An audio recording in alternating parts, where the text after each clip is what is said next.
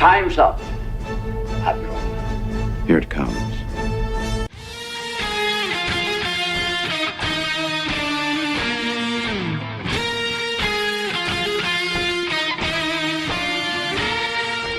If somebody's going to try to blackmail me with advertising, blackmail me with money, go f*** yourself. But go f*** yourself. Is that clear? I hope it is. Hey, Bob. Give me the meat and give it to me raw. What's the matter? Take yourself a great big bite of meat. Taste the pleasure of the highest quality pork around.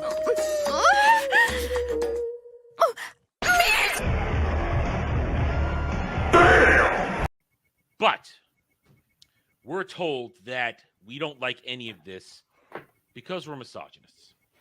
We just don't like this stuff because we're women. And the only reason we're unhappy about the Ray movie coming out, because, guys, did you hear the Ray movie was canceled and uncanceled? Did you hear that? Dre, you heard that too, right? I did hear it. Wait, I did hear it. What did I do? You said because we're women. We hate it because we're women. Okay. I said it. All right. Yeah, I see. Now Ariel just arrived, and she's going to make sure that I remember that.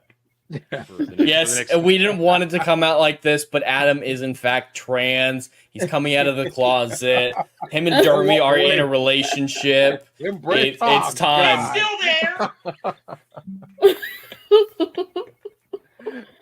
It's still there. I didn't say that.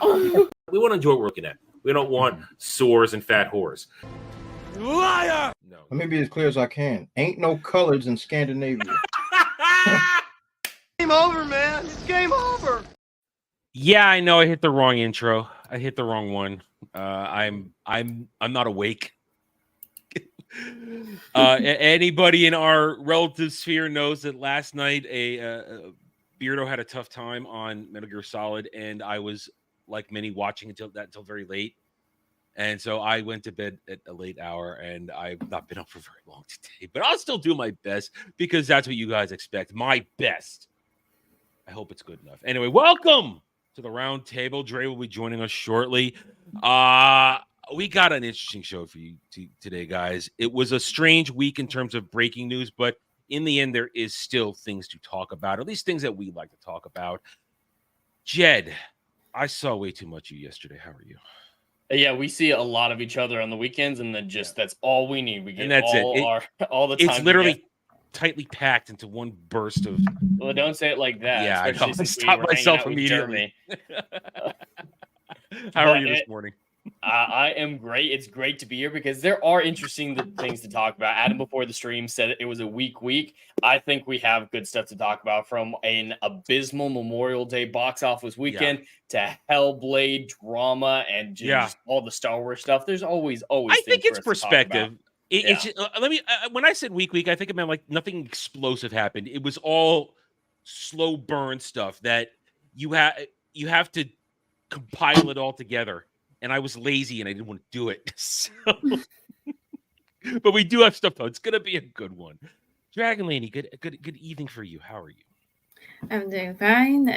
Been looking at new desktop wallpaper. Found some retro ones resembling what we used to have on Windows XP. So I was having some fun with that. I was like, oh, I remember all these wallpapers. See, I just every month I rotate a different anime that I like as my background, so that I have a rotation that I. Yeah, I do that once a week usually.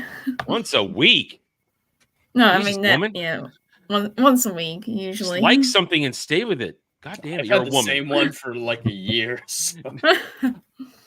I just like the variety every month, and especially because now we're in the summer months. Now it's time for anime shows that had bikini episodes, so it's time for anime girls in bikinis in my background. We're at that point in the year. Anyway, Dre, hi, how are you? I'm good, brothers and sisters. And as far as backgrounds are concerned, I've had the same background for 15 years. So wow, change it now. At this point, it's a matter of pride. Adam, it's too late for me. It's too late. It's been. I've had a decent week. Lots of activity, a lot of stuff going on. Still working on more gaming stuff, and like so, I've had fun this week, for the most part. Unfortunately, the guy that did Super Size Me passed away. That kind of sucked. Yeah. But other than that, it's been a solid week. I have no real complaints. And like you said, Adam, it's been a week, but it's I actually can use it. It wasn't explosive though. I mean, things happened, but it was nothing explosive. It's stuff we can talk about and have serious discussion about, but it's not. Listen, it's not as though last night we were raging about Doctor Who. It was a stupidly boring episode, but it still happened. It's still part of the story. There's Star Wars news this week, but it's George being George. Yep. And we're not, because the stance tried to twist it. We're going to show it. Oh, the worst kind of YouTubers are they're finding a way to hold back the tears for what George said. He likes Disney Star Wars, and it's like, well, did you see the whole comment? Did you see the whole speeches? Did you look back in time when he called Disney white slavers? George contradicts himself every other week. It's what George is, and we accept it and we know it. We don't cry about it. I still love the man. I mean, Jed told me a piece of the part of what he said last night, and I said, yeah, he may have said what he said, and we'll get into it, but it doesn't change the fact that I still love George Lucas. I think he's a dumbass at times. I have criticized him vocally for a long time when he does shit, but it doesn't change the fact that I love him, that he gave me my favorite franchise of all time. Doesn't change that fact. I can have two different thoughts separate from each other for different reasons. I am not a fan who had that. I gotta love it. I'm not one of those. Neither are you guys. And then what else I got here? Oh, we get the Stellar Blade win. The Stellar Blade got its win. And in connected to the Star Wars stuff, the Acolyte premiered this week. They got their Hollywood premiere of 4 episodes, and the Shill buffering for this thing was nauseating to watch them slobber extra spit all over this thing. It was disgusting. Oh. The Shills got their rewards, and they try to pretend this is the greatest thing in the world. And it's basically, I said that they're front loading because in a week and a half, we get our hands on it, and we are not going to be kind.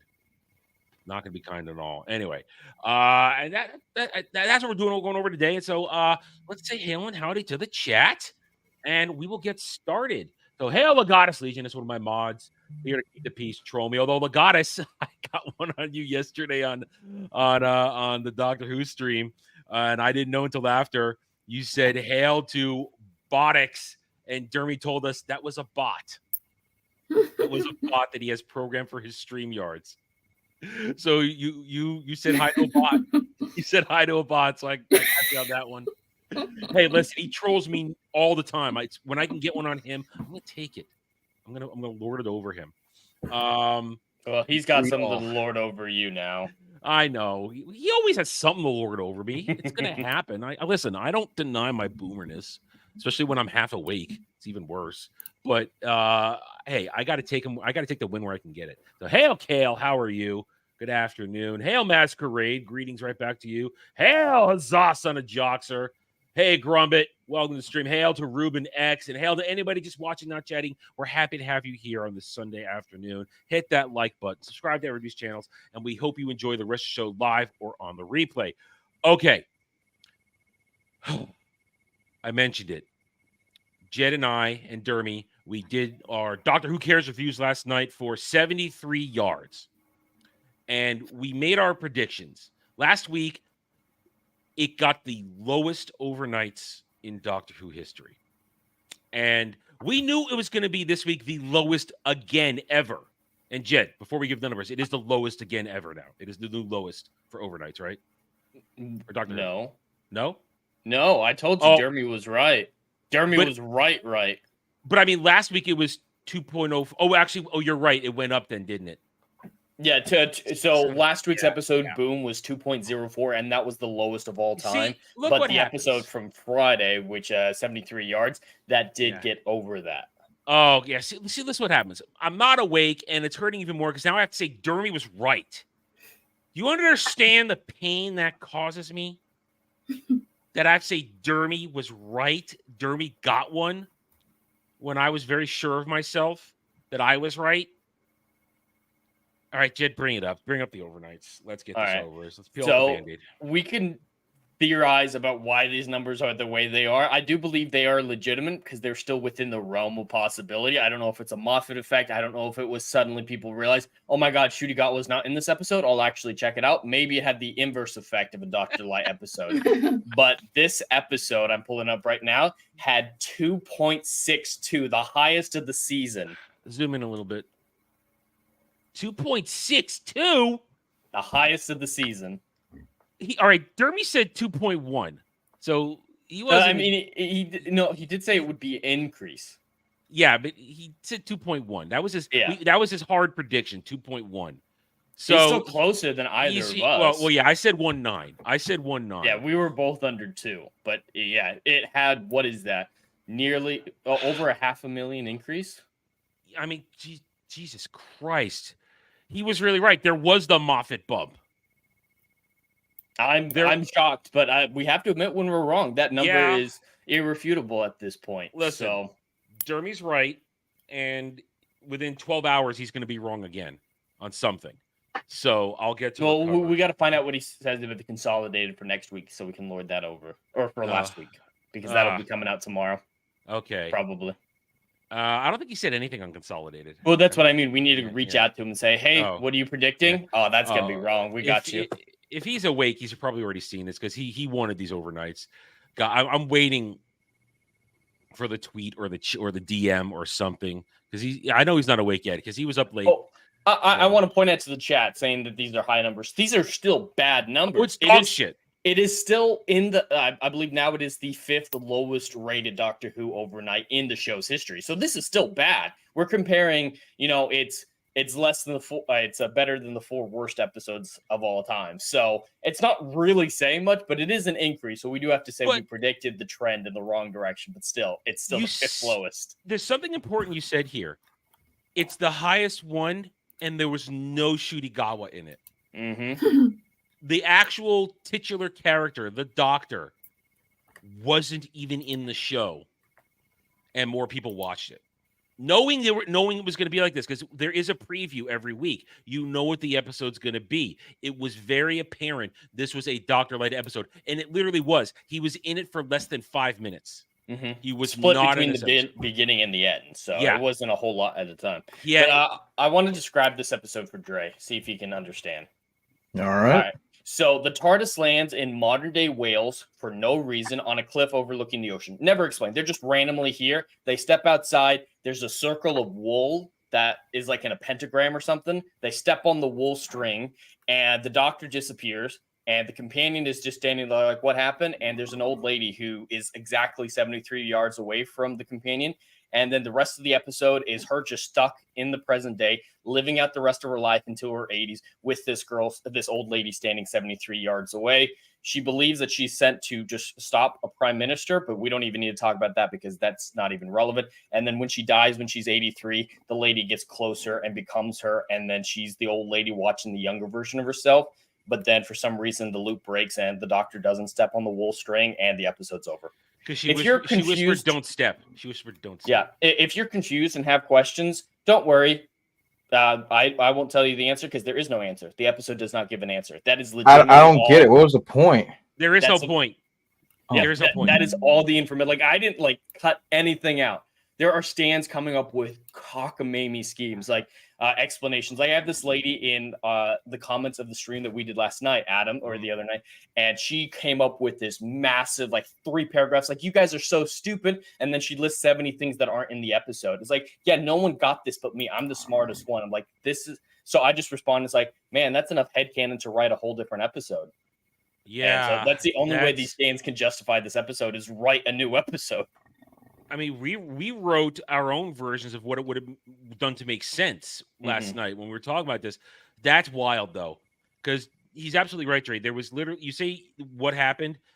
There's literally no even hints or stuff given to us to put together a fan theory. There's literally no breadcrumbs. There's no teaser. There's no taster. There's nothing. I want to tell you what this lady said. So she said when the people are walking up to the old lady, so Dre, whenever any walks up to that 73-yard lady, they talk to her for a second and then they run away screaming and will never talk to the companion again. That's never explained, by the way. But according to her, the old lady doesn't talk to these people. these people look into her eyes and see the time vortex, and that freaks them out like the Master did, Whoa, looking into the untempered schism. And then Whoa. they look back at Ruby, and they're like, "You can't be in two places at once. That's against time rules." And they run away from a paradox. Whoa! There is zero evidence for that. See, that's what I'm saying. They just had to write a new episode to make it make sense.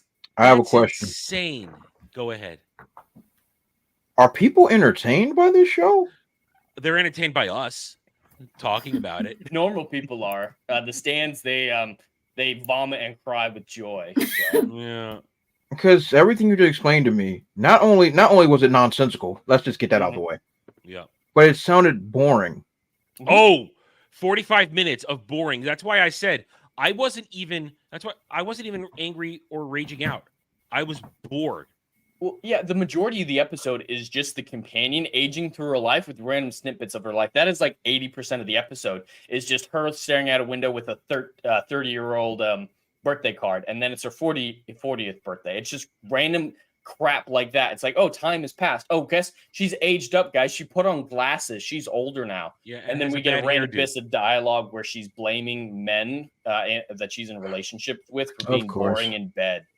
And, of course. And her whole purpose is then to stop Welsh version of Donald Trump from destroying the world. Yeah, there's a Welsh version of Donald Trump who apparently campaigned on the fact that he wants to give Britain nuclear weapons to destroy the world. And apparently all of Britain is totally okay with that. And he's going to buy a nuclear arsenal from Pakistan. And then right after he wins, when he's getting ready for his acceptance speech for the nomination or for the prime ministerhood, she decides to get in the football field that they're all preparing at this event. She walks 73 yards away from the prime minister. That makes the old lady appear next to him and talk to him. And that just means they run away from the companion. Her. That's all we've ever known is they run away from the companion and never want to see her again. But for some reason, that makes him want to resign from the prime minister the next day so he never buys the nukes. They never explain why there's that sudden change in it, or why all his guys freak out when she steps onto the grass of this football field. They all like lift automatic weapons, like, get off the grass or we will mow you down.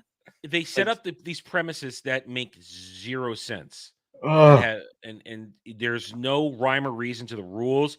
Russell T. Davies tried to be clever and make a mystery game that had no actual mystery and no actual plot or relevance. Because this is an episode where it resets at the end. It never happened. For no reason. Nothing happens. She doesn't stop the prime minister because she didn't actually live through that. And so you can't even say that this is a filler episode or as Jed would say, a bottle episode or just it's not a filler. It's not a bottle. Yeah, but I'm saying none of the things happen. Yeah. That can be saying it's a certain type of episode because nothing happened. Yeah. No character growth, pointless. no story growth, nothing. And people are watching this garbage? Weirdos are. We're watching it because it's our job. Well, I'll give you an example, Dre. Imagine if, let's say, Zack Snyder tried to be Christopher Nolan. That's kind of what we're looking at. Oh boy. Okay. Yeah. Because as y'all explained this to me, only thing was coming up in my head was echo of how insanely boring that show was. Probably. I would, because when I watched it, I was bored to tears, real tears, not vomiting from joy or whatever. Bored to tears. And Jed, I can see like there's not a lot of pigmentation in your face as is, but the little color that you had is being drained just by talking about it. And you just sit there explaining. I'm like, yo, that looks like somebody that's not having a good time at all. Like I miss when things were so bad that they were like good, so bad is good, like the entertainment value. Yeah. But this just sounds like yo, this isn't even cringe like if I was like ironing my clothes, I wouldn't even have this on in the background. Yeah. No, like it makes no sense. And Doctor Who has had that like so bad it's kind of fun, like Love and Monsters. I still enjoy that. It's like the stereotypical bad Doctor Who episode. It is so bad it's funny at certain points, like getting a blowjob from a floor tile. It works in that episode for some inexplicable reason. From a what now? A floor tile. So like a I don't know what you like, ceramic tile that you'd find. Oh, a floor tile. Yeah. Oh.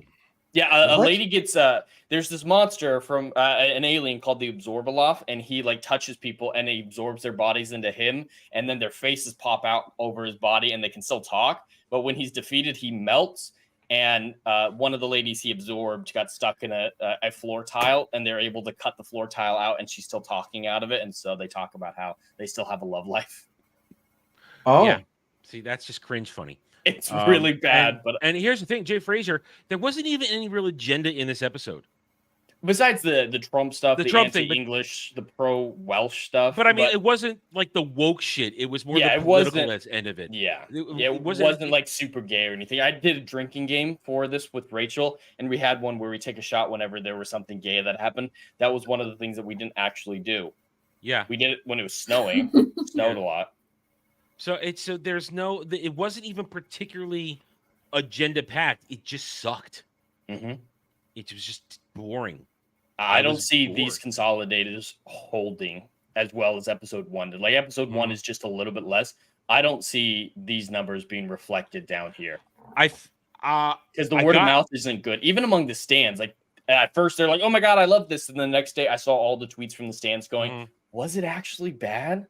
Does it not actually make sense?" Like they were even questioning the quality of this episode. That's when you know, all right, maybe there's hope. And now next week another Dr. Light episode. Not even Ruby Millie Gibson as center stage. It's some rando chick. Yeah, from what we can tell. Therefore, considering how boring now this watch, do you think we get sub 2 million next week? Well, since I predicted that this week, I don't know. It was just all over the place for this episode. I still believe we will get under 2 million for this season. Absolutely. Couple probably. So is it next week? Maybe. There's not usually a drop that steep from week to week. So I'm going to say not for 5, but yes for 6. I'm going to go out on the limb and say it's going to drop. I'm going to say this episode was such a void of nothing that anybody that tuned in for, God damn it, Jeremy was right, for the Moffat bump, they're not going to come back. And remember, this is England. These are English numbers. Yeah, just we probably, I would say nobody probably watched it on Disney Plus. Well, Disney Plus isn't even reporting on the numbers. It's rarely showed up in their top 10, and when it is in their top 10, there's no real competition above it. So, yeah, it's not moving the needle for Disney. We're 4 episodes in; they haven't even released the lame minutes to watch metric that they try to hide behind. So and remember, they spent a lot of money on this, a lot of money. Godless. The current rumors are still 10 million per episode, not 10 million from Disney, but they bring the total to 10 million. Yeah. And yeah, Jay Frazier, that's the thing. They keep bringing back the 2 old women who are in every episode this season, and there's 2 of them. Yeah. There's 2 of them, and they keep, one of them is clearly not the same character, but the one who is the same character continues to be dodgy. Like, haven't you ever seen a TARDIS before? Oh, I want nothing to do with this, and walks away. So, all right, this is my prediction. Neighbor lady is Susan, the Doctor's granddaughter from back in the day, and the person who keeps showing up, that's Clara, because she was thrown across all of the Doctor's timeline. So there were versions of her that kept going in age, maybe. So that's just Clara in a timeline where she didn't find the Doctor right away and die. Huh. Is that a good thing or no? That's a horrible thing. Both of those things are terrible. The granddaughter one's worse. That's why I think you're Susan, right. I think you're right. We haven't seen Susan since 1966. We shouldn't be bringing back Susan. Here's why I think you're right, because they teased her in the Devil's Cord. Yeah, they teased that in Devil's Cord. That's why I think you're right. I don't want to know if my it's either Susan or the Ronnie, because they did mention the Ronnie as well in the first episode. Yeah, and the Ronnie, we haven't seen her since the 80s. So yeah, so I think they're going to go for the more cringe, and they're going to go for Susan. I think so. It having lamely teased it, they're going to go there.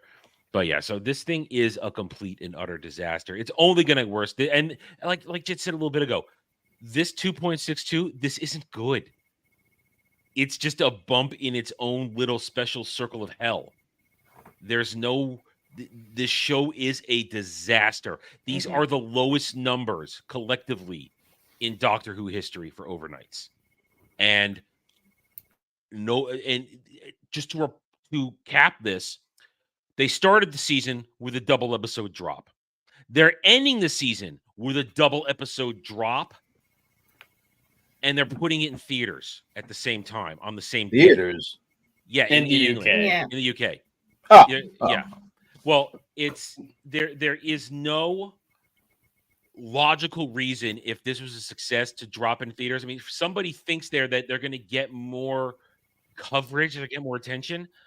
It's a publicity stunt. It's just Yeah. for marketing. They don't expect to make any money from it.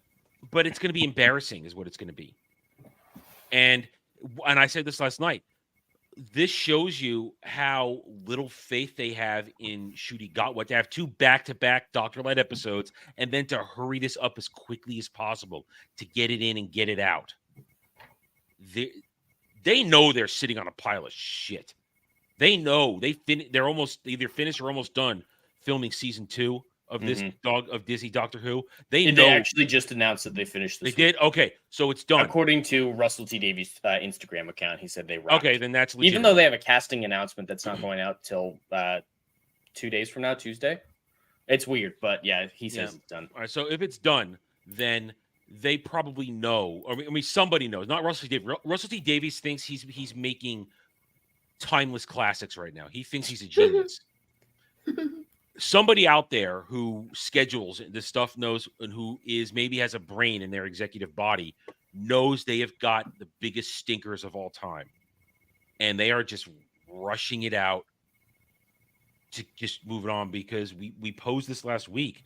This could be it. Once they get the second season out after the third Ncuti Gatwa Christmas special, because that'll be the third one when they complete this contract for 2 seasons. This could be it. Yeah, I doubt Disney will renew. They might try to keep it going on BBC, but yeah, Disney. With what money? They had money before Disney showed up. They'd have to make a major cutback. But something I actually just found out, they filmed this episode, 73 Yards, in January of last year. That took a year and a half almost to come out. So I thought we were going to be getting season 15 or 2, depending on how you count, in April or May of next year, like we did this one. But we might not see it until December of next year. So that would be a massive time off if they're keeping with the same shooting schedule. The 60th anniversary is the only thing that kept things going enough for them to do that insane break. That's kind of the problem we've talked about in the past that they have with this stuff. Their release schedule, even though nobody really cares to watch this shit, what little attention you have evaporates. There's no excitement. There's no draw. There's nobody lining up in the streets to say, yeah, all right, Doctor Who's back, baby. No. People, there's disinterest. There is rejection. In the West here, it's been rejected. And we're no one will watch this at the cinemas either. It's not like with Sherlock, where they released a couple of the episodes in the cinema and people did go to see it. This isn't popular anymore, and people will not be flocking to the cinemas to see it on the big screen, especially if it's on Disney Plus or BBC or BBC iPlayer. Might as well just sit there and watch it at home. When they released Sherlock, was that at its height when they did that? At its height of popularity? Yeah, it was. Okay. Well, there you go. You're releasing something at the height of its popularity. So, of course, people are going to want to go do a spectacle thing for it. They're going to and show those up, be a episodes part of were it. virtually movies in and of themselves. So it lends toward that format a lot better. And, Sherlock was just better. And let's be honest, you had actual good actors. Mm-hmm. Ncuti Gatwa and Millie Gibson. I don't think they have features as A-listers like Benedict Cumberbatch and Martin Freeman. No, they do not. They do not at all. So that was a spectacle. This is not a spectacle. This is a disaster. It's a dumpster fire. It's the wrong kind of spectacle. We're watching it burn.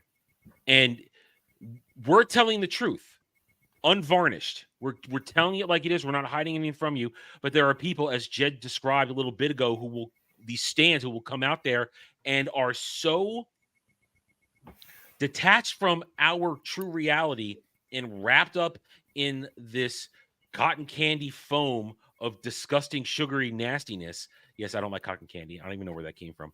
But they're so pulled into this that they, in order to sustain their fantasy, their alternate reality, to sustain their sanity, they will make shit up to keep the delusion going. Because they're deluded. The same as Disney Star Wars stands are deluded, thinking that Disney Star Wars is a success right now. We'll get into that today. There is no way in hell Doctor Who, Disney Doctor Who, Ncuti Gatwa Doctor Who, there is no way it continues after one season, because look at these numbers. They tell the tale. These are facts. These are unavoidable facts. It isn't working. People are getting more You know what trends whenever Doctor Who is an issue right now? Jed, I know you know. R.I.P. Doctor Who. R.I.P. That definitely trends higher.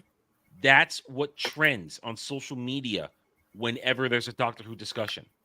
Doctor Who doesn't trend. R.I.P. Doctor Who trends. Well, and Russell T. Davies is taking it very well. He said, "Oh, our show isn't being received well. It has low viewership. That means we're in a great position." He legitimately straight up said, "Bad numbers are good numbers." Yeah, and Ncuti Gatwa calls us all racists. Calls us all racists. So they're melting down. And listen, you can have it. Those of you who like it, you can have it. You won this one, but we're going to document your victory is it's a wildfire out of control, and it's burning everything down. So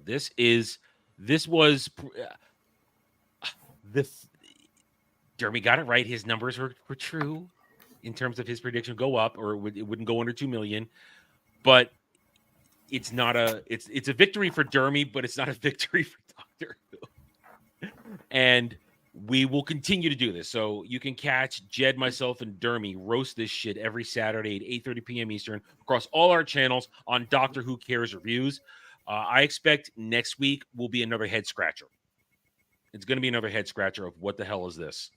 I don't know if I'm going to complain about rage or angry, but I will say I will likely be bored again. And either way, listen, it's good for us because we look good because we're right. And all the stands look wrong. Anyway, so in other news, a little video game discussion now for those of you who want to hear this stuff. We got a win this week. And hold on a second. I didn't have the tab ready, so let me just get it right up here.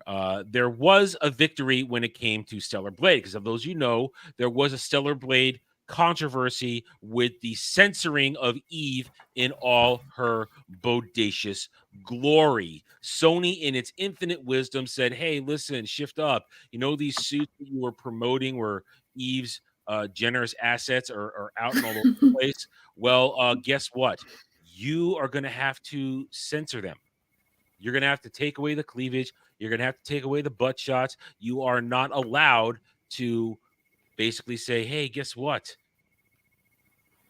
Beautiful women are a good thing. You're not allowed to do that. So they made it go away. And there was a large uproar. Grums started a petition, restore Stellar Blade, this and that, and a lot of us signed it, myself included, and said, hey, this was a stupid thing to do because there are many suits in the game that are still very, very revealing. A bikini, a full-on bikini, and then there's a dyed suit that she got where it's basically all side boob. If you want to watch my streams, that's the one I wore to beat the game, okay? Because it was glorious. But then yesterday, or the day before yesterday, on Friday, there was an announcement, and Shift Up announced that, hey, we're putting in some suits. Well, that's a challenge mode. That's not the right one. God damn it, Niche Gamer. There it is. Okay, hang on. That's not the one. Shit, it's You're gone. doing a great job, Adam. I believe it was here. It was here. I used it in my video. It was here. It's gone. All right, we'll go back one more day. All right, hang on. It has the things. It has the things like the. It has her thing. Things. It has her things in it. This is. It's gone. It's gone. I had it. Niche Gamer removed it. They don't have the article up anymore. Where is it? Sure. I wanted the Niche Gamer article because I prefer to go to Niche Gamer than IGN. All right, let me go back. I'll go to IGN. God damn it. They restored her things. By things, I mean her boobs. I would bring it up myself because I've unlocked it. They put suits back in. I am completely off the rails here. I'm off the rails in horrible territory. They restored the uncensored versions of the suits. They're variants, but they restored them. And I call that a win.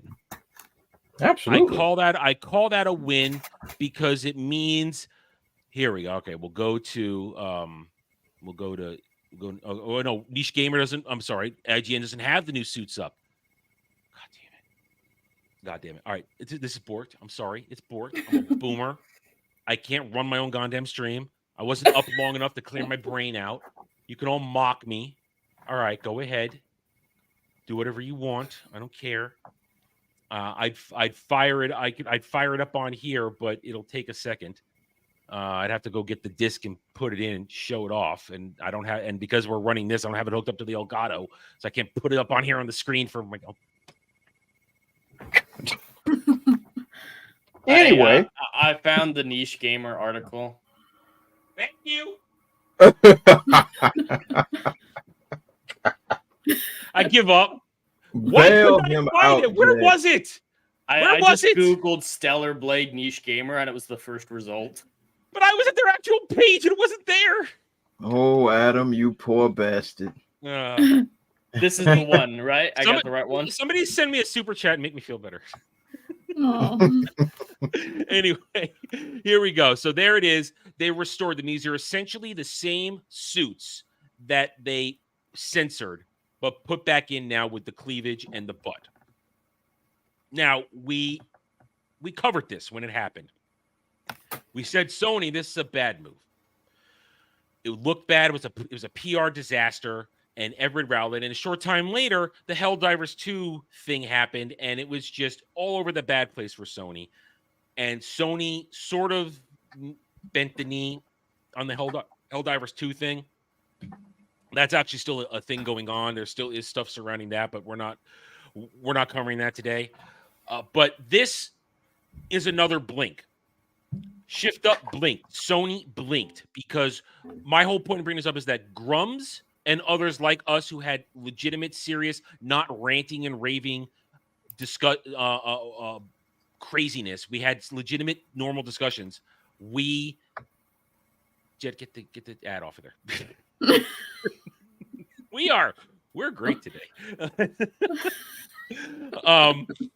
We had legitimate adult discussions about this. We said, listen, this is wrong. Censorship is wrong. But it didn't break the game. And Grubb said, listen, here is an organized petition where we're not insulting Sony. We're not insulting Shift Up. We're saying this was wrong. This is why it was wrong. Please change this. And look what happened. They listened. Now, some are saying this isn't a good thing. They're saying it still isn't a win because the censored ones are still there. I say you're wrong. I'm going to say you're wrong, because this is what civil discourse gets you. This is what behaving like an adult gets you. And also, the games journals are triggered too. The articles are starting to come out how they want to try and turn it against us, saying some people are. I think there's a Kotaku one saying some people are they're divided on whether or not this is good. You see, you feed into their bullshit when you don't take the win that you earned. And people are stupid. Yeah, go ahead, Trey. That's the point. People are stupid, and like the customer base in this situation that are having a problem with this win, which it 100% is. People that have a problem with this are just looking for reasons to cry and just be upset and be mad. Mm-hmm. And Sony is ridiculous for even having this censorship. Yes. I have a greater idea. Are you ready for this, Adam? Have skins that are censored and skins that are not censored. Therefore, you get the best of both worlds. Those individuals that may be more of a conservative-esque people can have their well-dressed martial arts master, and those that want to see some Skinamax we have what we want to. Like the idea that go ahead. I'm sorry. No, I'm raising my hand. I want He's saying skinheads. he's one of those. Yeah. Yes. Yeah, and that's what I'm saying. I'm like, give the people what they want. How many times we said this on this show? How many times we said just give the people what they want and they will come. Make both. Have something that's well clothed. One when she's half naked. Everybody wins. Yeah. But these people, the ones that are mad about the fact that Sony is giving the customer what they want, you figure that out for yourself. These people are just butthurt just to be butthurt. There's no reason for their outrage. Sony has finally done what they're supposed to have done since the beginning. Give the people what they want. They want to see the naked woman, put the naked woman on there. We used to do this back in the day. This ain't new. This it confused me. There you go, Adam. There's your super chat. Heart is healed. Yeah, Fraser. Yeah, give the people what they want. We remember back in the day. Like, heck, rewind the clock 20 years. What was that? Dead or Alive beach volleyball drop? That was pure cheesecake, man. You know what I'm That's saying? all that was. Like, Pure this is not new. This is not a new phenomenon. Like, oh my God, there's a Japanese girl and she's half naked. I'm like, bruh, we did this decades ago. This is not new territory. And so the idea of like, we're gonna try to do this for the public, you're lying. And you're lying. And that's the point. Not only that, why would you censor an adult game anyway? A game that's 18 plus for adults. That doesn't make any sense. Fair enough, it was for little kids, but Sony is weird adults right now. Sony is weird. They've got this weird censorship disease going on. And at the same time, though, Dre, you mentioned the word lie. This always come back. Paul Tassi over at Forbes tried to make it that, basically saying they bent the knee to the incels, to the nerds, to this small minority. No, it's not about bending the knee. It's about not lying. They seem to forget the fact that it wasn't so much about the censorship. It was about lying. You promised an uncensored version for everybody.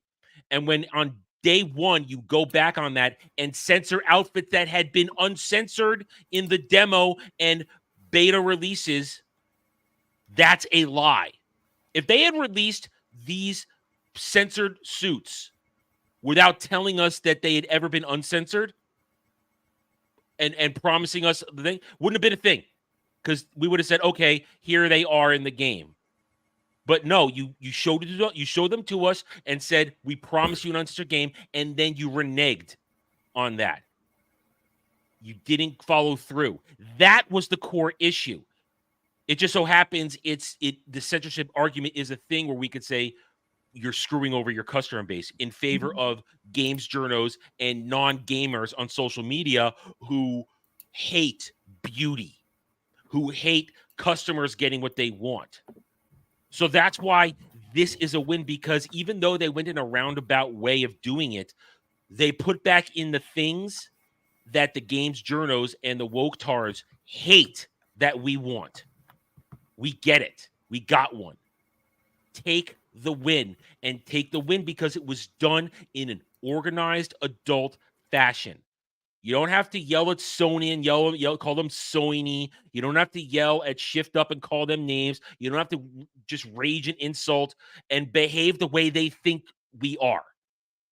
You could be angry. You could say F you and all that good stuff, but that doesn't get you anywhere. Adult discussions win the day. Adult discussions at least moved the needle on the Helldiver situation. And adult discussions moved it here. And it's so much so, and that people are now saying, I've said a lot of big YouTubers in the fellowship in our sphere have said, okay, because of this, I'm going to get Stellar Blade now. People, Shift Up has said, now that things are looking up and looking good, sequel is in discussion. PC port is now in discussion. Now, when it goes to the PC port, hello, boobs. Hello, naked Eve mod. Hello, naked Lily mod. Hello, naked everybody mod. Everybody's going to be naked. Everybody. They can't make the character Adam naked. Yes, there is a character named Adam in the game. So whenever Eve says Adam, I get a shiver up and down my body. Oh God. She's talking to me. At least in my little fantasy, she's talking to me every time. But you can't make him naked because that would be a spoiler for the game. That'll be a spoiler for the ending. You can't make him naked. But everybody else is gonna be butt ass naked. All them girls. They're still with the gonna do it. Mods don't Well- care about spoilers. Well, I do. Even though I sort of figured it out already at that point. But You figured out what he was packing? No, I figured out that the truth of what he was at the end of the game. I'm trying not to spoil it myself now, but I figured out what he was. You don't see his junk; you just see him shirtless. All right. And you like that? No, Dermy like that. Listen, I got to get a shot in on. I got to get a shot in on Dermy. He got a win today, so I'm allowed to yell at him. He is awake now, though. So he is. Is he tweeting? Is he tweeting? Yeah, he DM'd me back. Oh, yeah. Well, listen, I'm going to hear about it tonight on Chatterday before I go on Alf's stream tonight. I'm going to hear about it. He's like, I was right. You can suck my dick, and I'll in Dermy fashion. Well, actually, Dermy likes to use the word cock. He doesn't say dick. He says cock. I don't know. I'll give him that. better. That is the superior word. Yeah. But he is no. The game is. This is going to go down as a full success now because the controversy. This now removes the controversy. I think over Celebrate. Is that a fair thing to say? That this removes it for now. I mean, I don't trust Sony not to screw it up again a little bit, but for right now, well, people got what they wanted, just like Dre said. Give the people what they want. Yep, I think Shift Up doesn't have to bend the knee to Sony anymore because now they are going to be a success and they can go non-exclusive because now exclusivity is going to go the way of the dodo. With Square Enix and a lot of other major companies saying we're done with exclusivity, we're not playing this game anymore because we need to make money. Because that's what it is. These companies need to make money. I don't think Sony's going to have the leverage to censor anymore. And it's a good thing because Sony needs to be taken down a peg. They need to be shown they can't behave like this anymore. And they've been doing this for a long time. Let's realize this. Sony's censorship antics have been going on for a while on a lot of different levels, a lot of different games. But for them to have to blink on this, it's a win. And we should take it as the win that it is and believe that I don't think things are going to change overnight. I don't think things are going to be are going to get better in the near future. But this shows me it's a step in a return to normalcy when you can put out something like this and say, hey, yeah, here's boobs, heal the world. And the game's journos are going to seethe over it. They're going to cry and realize that, as we've said in the past, they have no power. They have no power whatsoever at all. So this is a win. Take the win. Enjoy the win. Enjoy Stellar Blade. It is a good game. I have to beat it 2 more times to get all the endings because there's 2 trophies. There's 3 trophies for all 3 endings. I still have to beat it 2 more times. So have fun, guys. Enjoy these games. Enjoy them because even though this was a thing, it didn't break the game. The game was still good. So enjoy it. Have fun. And I do recommend this game. You can watch my playthrough on Renaissance or Arcade. Either way. Hail to everybody coming in. If I haven't said hi to you, hail. Thanks for joining us this afternoon. Hit that like button, subscribe to everybody's channels, and let's keep going. So, Jed, you wanted to talk about this. So we're talking about video games. You want to bring up this Hellblade 2 thing going on. Now, I am completely clueless as to what's going on because this is outside my realm of interest in gaming. So I've seen tidbits, but you are completely dialed in on what's going on. So why don't you break down what's going on with Hellblade 2 right now? So this whole situation ties in a lot into what we talked about with exclusivity being console wars and even a direct connection to Stellar Blade specifically. People have been making connections between Hellblade and Stellar Blade, which it's all just a lot of cringe. But before I get into it, have either of you guys played the first game, Senua's Sacrifice? No. Okay. I'm not surprised because it is a very specific type of game. It's very atmospheric, story-driven, character-driven. You can basically describe it as a psychosis simulator. Is this the one you were telling me about a couple weeks ago? Yes. Okay. So I only just played the first one for the first time a month ago when it was on sale in the lead up to this one. The naming of the first one was always terrible. It was Senua's Sacrifice Hellblade. Doesn't make sense. So they changed the sequel to be Hellblade 2 Senua's Saga. Still terrible, but in a completely different way.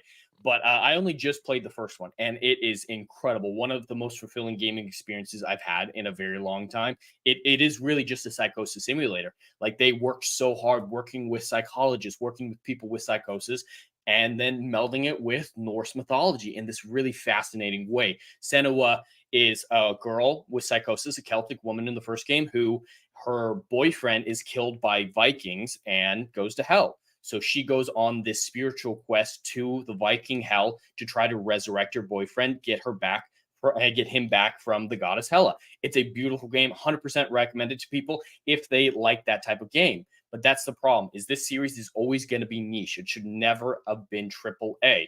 And after this game came out in 2017, in 2020, Xbox bought the studio that made it and decided, we're going to franchise it. We're going to make it an Xbox exclusive. We're going to pour money into it. We're going to make sequels. And they're just not justified. The way the first one ends, you're undoing that ending. If you have a sequel, there's nowhere for the story to go. And I actually just beat the second one last night, and they did not justify it.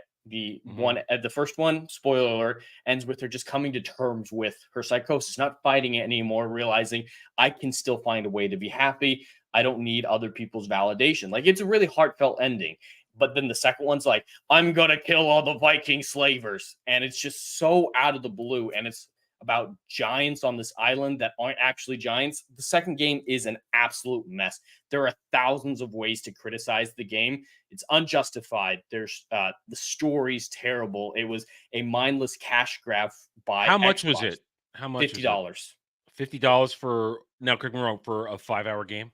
That is if you're speed running it. Okay. Mine, I took my time with it because, like I said, it is an atmospheric series. You want to go slow. You want to hear everything. So I got mine up to 15 hours, but I'm definitely on the long end when it comes to that. And being a few hours isn't necessarily bad. It's just they took 5 years to make a 5-hour game. And so there's that way to criticize it as well. Yeah.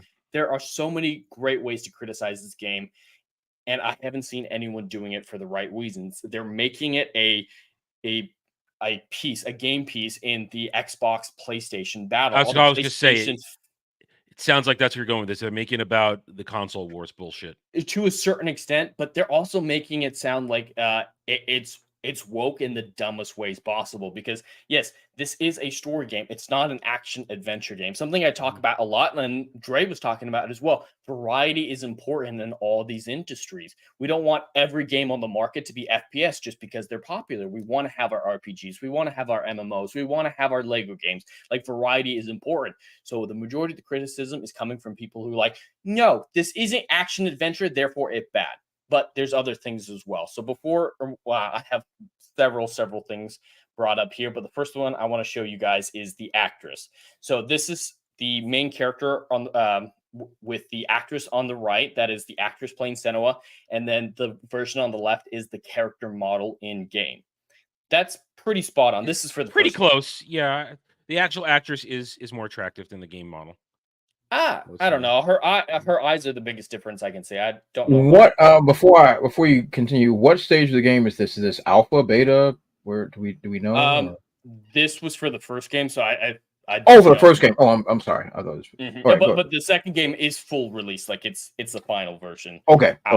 So this is how the game came out, and the first one everyone was fine with it, but now they're saying because the character now looks like this in the new engine, this is on par with Horizon Zero Dawn uglification with jaundice. Not really. I think that's insane, especially because people are comparing it to Stellar Blade. And that I have a massive issue with. These are completely apples and oranges, dude. Exactly. They're like, oh, what do you want, Western man? Big titty Japanese girl or ugly Celtic woman? And I'm just like, you can't compare these games. They're so incompatible. Jed, you're going back to what I was just talking about. There's legitimate ways to talk about these things. There's legitimate ways to say this is wrong and this is bad. And then there's hyperbolic ranting. And you're describing hyperbolic ranting for the sake of pushing your team. And there's been a lot. They're like, there's no action in it. I prefer big action game. Therefore, story game in and of itself is bad. I've actually heard that for years. I've heard people say, if it has a story, therefore it bad. And I just wholly disagree with that. Like I said, variety is important. I don't personally like FPS games. I really don't give a shit about them. But that doesn't mean I don't want them to exist. Yeah. This reaction from these people has been incredibly immature. And I'll show one example. Learning the Law. I've never heard of this account, but he's the one who's really championing this campaign against Hellblade. And he's been doing all sorts of criticism, like it's story heavy, not action heavy. Realism is bad. That's a big one he's pushing, is realism in gaming is bad. And here's one of his tweets here. The Coomer game ended up being a 23-hour masterpiece, achieving the best Metacritic score user rating. Not even journalists giving it a 6 because Eve is too hot and could stop. First of all, he's full of shit. Try 58, 60 hours. I'm sorry, I didn't hear a word y'all said. Yeah, I know. Eve is glorious. No, Stellar Blade, if you play the whole game and do everything, it's over 50 hours. Mm-hmm. It's not 23 hours. That's bullshit. That's complete bullshit. That's a lie. He's already losing. He is already losing in credibility because he just lied, flat out. And he says, meanwhile, the realistic, because that was a big marketing push for Hellblade 2, is they were really trying to go for realism. And he counteracted that by saying ugly women. He had this one shot, I couldn't find the tweet, but a shot of Senua from here looking up at her face. And of course, from that angle, everyone's going to look ugly. And he's like, see, ugly Western woman. He's being so disingenuous, but he's saying it's already DOA aesthetics 1. So realism versus aesthetics is what he's talking about, saying that Stellar Blade is the aesthetic game. You just cannot compare these two. And also, technically, Stellar Blade is realism because that's an actual woman's body. Eve, the model, she's an actual Korean supermodel. Them boobs exist in the real world. Them boobs exist. They are attached to a beautiful woman who has the complete body. The face is an AI generated face based upon the creator's wife, who is also a pretty woman. So this is a real woman. This is as realism. This is as much realism as Hellblade 2. Well, and he really ups the ante. But it's not the same image I was talking about. But he found a really bad screenshot of Hellblade compared to a sexy photo of Eve, and it's like, see, this is bad. Here's another example of it. That's a bad screenshot and a bad moment for her. She just got hit in the face by a giant. I'm not going to begrudge her for looking like crap.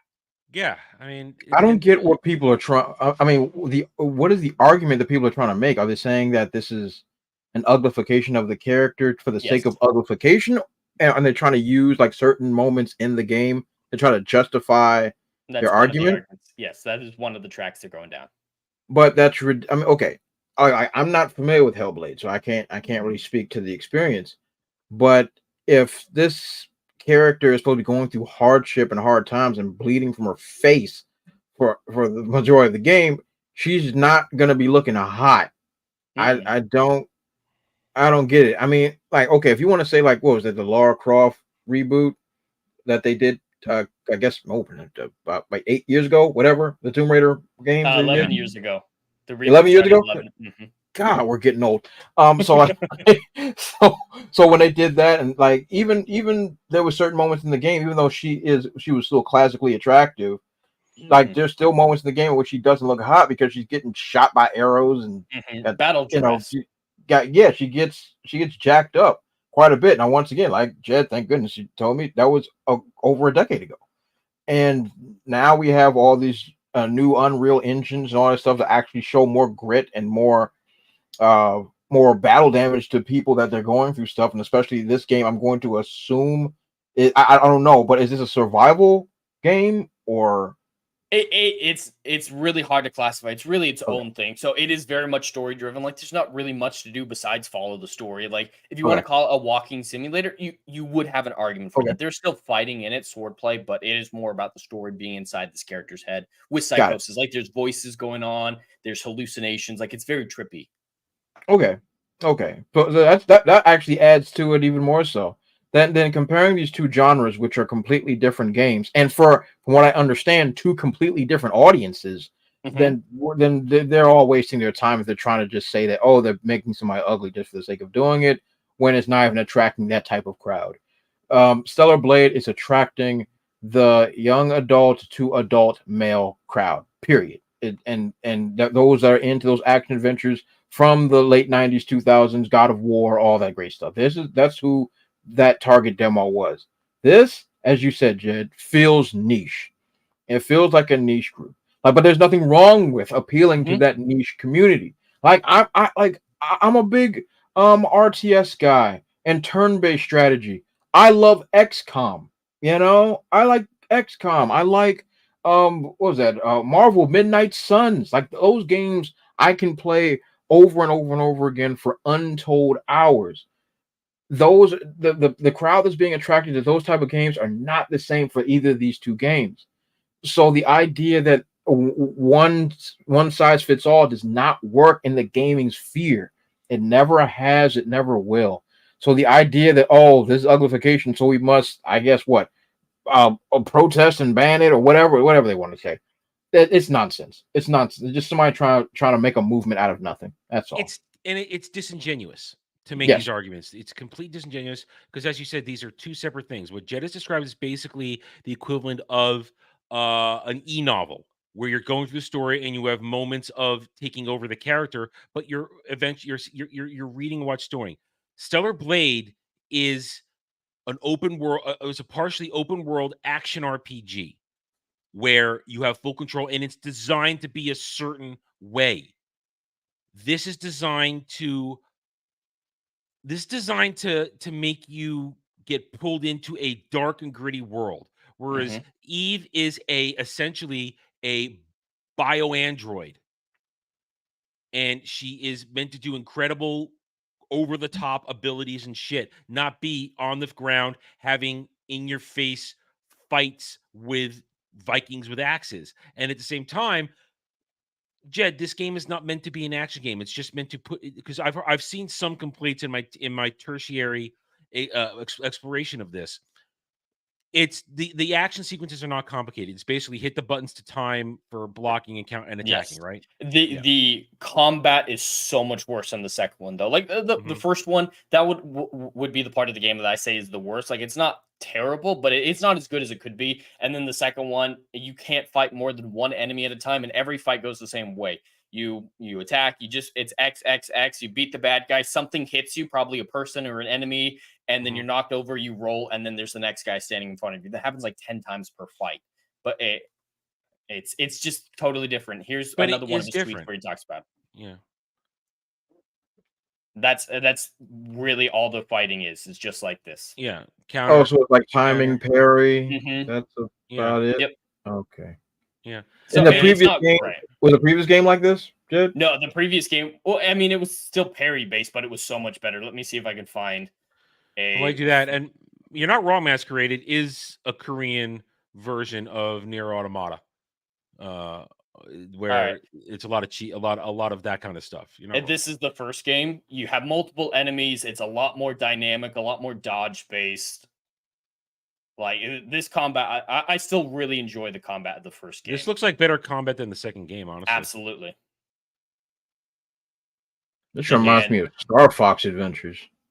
The shield opponents are a bitch. Like sometimes they're harder than actual boss fights, and there aren't any boss fights in the second game. There's the giants, like I told you about, and I thought those would be boss fights. They're puzzles. Like the second giant you fight, he's in the water most of the time. And so what you have to do in the boss fight is time it for the waves he throws at you. Like you stand behind cover, he throws a wave at you, you run forward a little bit, hide as a wave comes. That's all it takes for boss fights. But this one, let's see if I can find a boss battle. There were some really great boss fights in this game. I mean, this looks like a very base level God of War 2 type of thing. I mean, God of War 2018 type of thing. It actually came out the year before. Yeah. Well, but I'm saying that type of design. It looks like that type of combat. Camera's really zoomed in. It's a lot of block parry combo type stuff, and the enemies are going to be right in front of you like this. And also the lighting is better here. The second one looked really dark. It did. Yeah. No, I will tell people all the live long day. The sequel is crap. The first one is king, but criticize it for the right reasons. Like if you want to talk about this combat being rough, that's fine. But this guy is saying this is more realistic because it's fun. Realism is fun. No, this isn't. Like, I don't have anything against this clip that he showed. I don't even know what that is. I don't even know what the game that is right there. But it's apples and goddamn oranges, like I said 10 minutes ago. Yes. These are two separate things meant to appeal to two different types of player bases. If you want super high octane adventure fighting adventure games like this, then this is what you're going to play.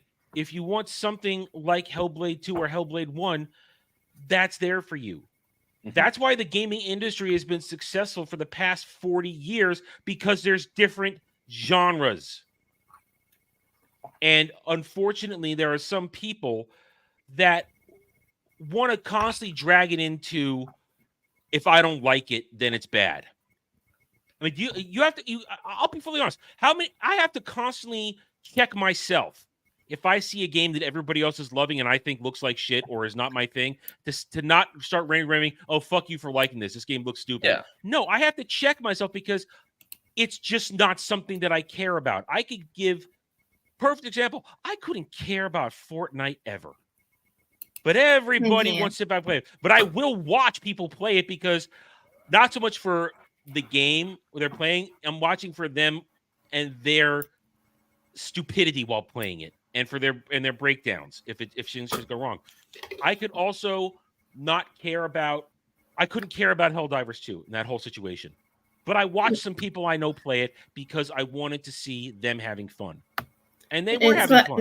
It's the same with me with Red Dead Redemption. I've got a friend that has the second one because she doesn't have a PS3 for the first game, but she's got the second one. She's really enjoying it, and I've seen people recording all the various glitches that they've had, which is absolutely hilarious to watch, and it's quite funny to see that happen. And I like watching people play it because it looks like a fun game, and it's not something I very often play anyhow. So yeah, that's the thing. People will watch people play games that they will never play, and at the same time understand that just because I'm never going to play it doesn't mean it's not good.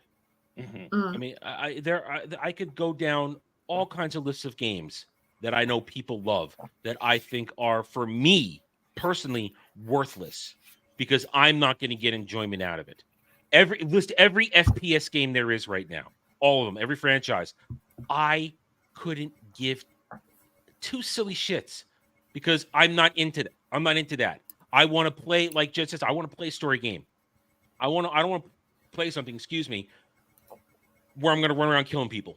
I'm not a PvP player at heart. I will play PvP in some games if it exists, and if I get good at it, I enjoy kicking ass.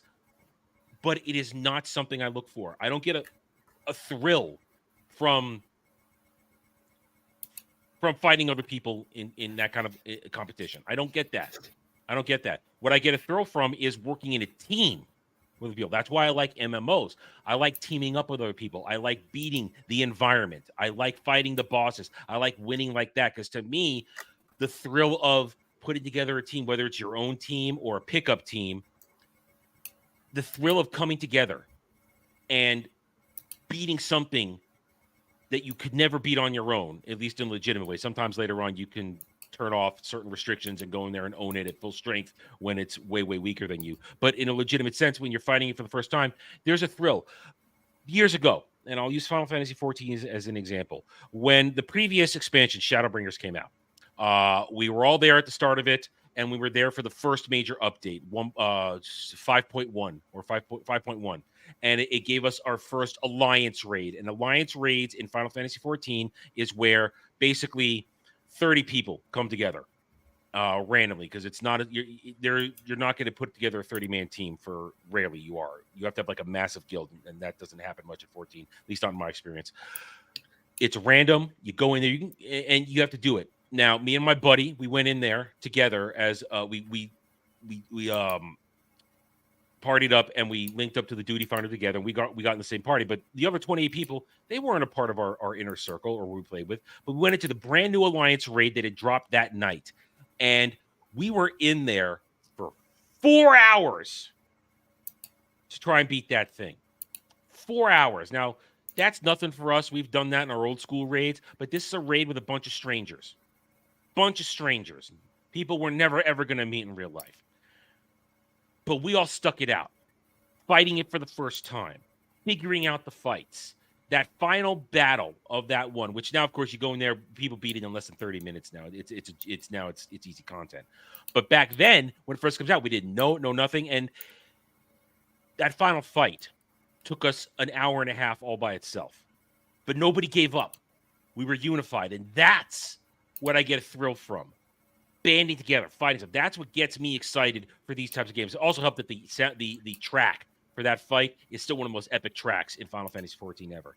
And it was, ironically, because Massacre mentioned, that whole Alliance storyline was based on Nier Automata. The whole thing was based on Nier Automata. So so people who had played Nier Automata were like, man, it's just like that from the game. This is cool. They brought it in here. People have fun. But that's an entirely separate thing. There are people that I know, that I watch and play, who would be, dude, how could you spend 4 hours doing that?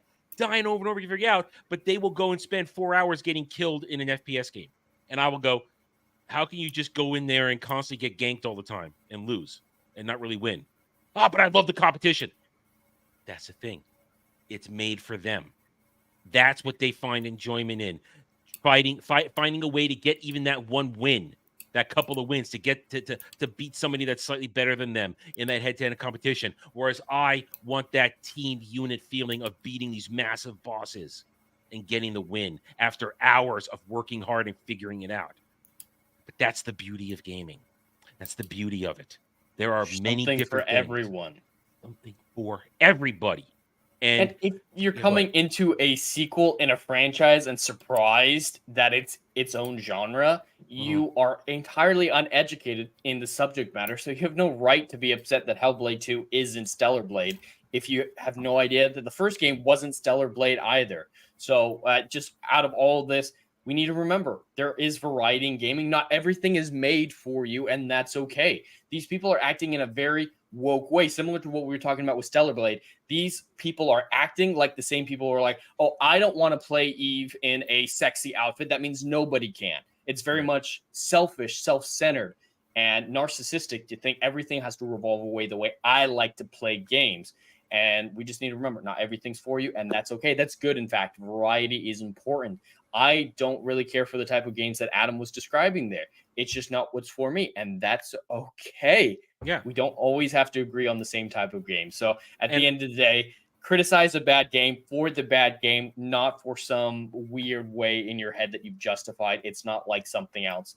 I feel like this whole situation, like I mentioned, coming into a sequel and being surprised it's not something else. It's like going to the best example I saw online was Jaws 2 and being surprised it was a horror film about sharks and not a action adventure Terminator 2 style film. you can criticize Jaws 2. Jaws 2 is terrible from what I've heard. There's plenty of things to criticize, but criticizing it because it's a horror film about sharks is just asinine. Yeah. It's asinine. And Jed makes a point. He's not going to like the same as I like. And because he makes it clear it's not my thing, I'm not going to bully him into playing Final Fantasy XIV. And I'm not going to bully him into playing a game he doesn't want to play. Just like he's not going to bully me into playing a game I don't want to play. And that's fine. At the same time, it gets drawn into, as we mentioned earlier, the console war bullshit. The Sony bros, and I will say Sony bros derogatorily because the Sony bros suck as much as Xbox bros. They all suck because PC Master Race, bro. They suck too. Though they suck too. That shit sucks too. I hate all that shit because you motherfuckers weren't there for the real console wars. Dre was there. He knows what the real console wars were. Nintendo and Sega. Let's go. That was the real console wars where it was an actual war and competition, and there were strengths and weaknesses, and real blood was spilt in the trenches. Oh, now I was neutral territory. I had both systems, but still, what they call the console wars now is bullshit. And all it is, back then, it was about the games. It was about the games back then. Trying to say my game is better because there were different games on the two different sides. Now it's about your game sucks, and it's not about because it sucks. It's just saying it sucks because it's on your console. Mm-hmm. There's no actual criticism for why the game sucks. It's just, oh, look, I'm going to hype my game up. Oh, look, you hyped your game up. I'm going to hype my game up. Oh, look, your game sucks because it didn't do this. Your game sucks. It's just all to call each other names. It's all to call each other names. It's all to run it all down. And as just said, it doesn't help when the PC people come and go, PC Master Race, you could all suck my dick. That doesn't help either. Because I know, but it's funny. I know, but Doing that it doesn't help ironically, either. people.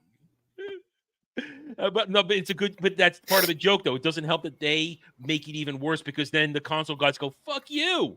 We don't ever got NPCs." It's like, leave us alone. This has nothing to do with you. But it's all ridiculous, and it ruins the discussion. I'm of the camp of just play your goddamn games. Yeah, just play your goddamn games and enjoy it. I don't care if it's on this thing or on that thing, or if it didn't do this, didn't do that.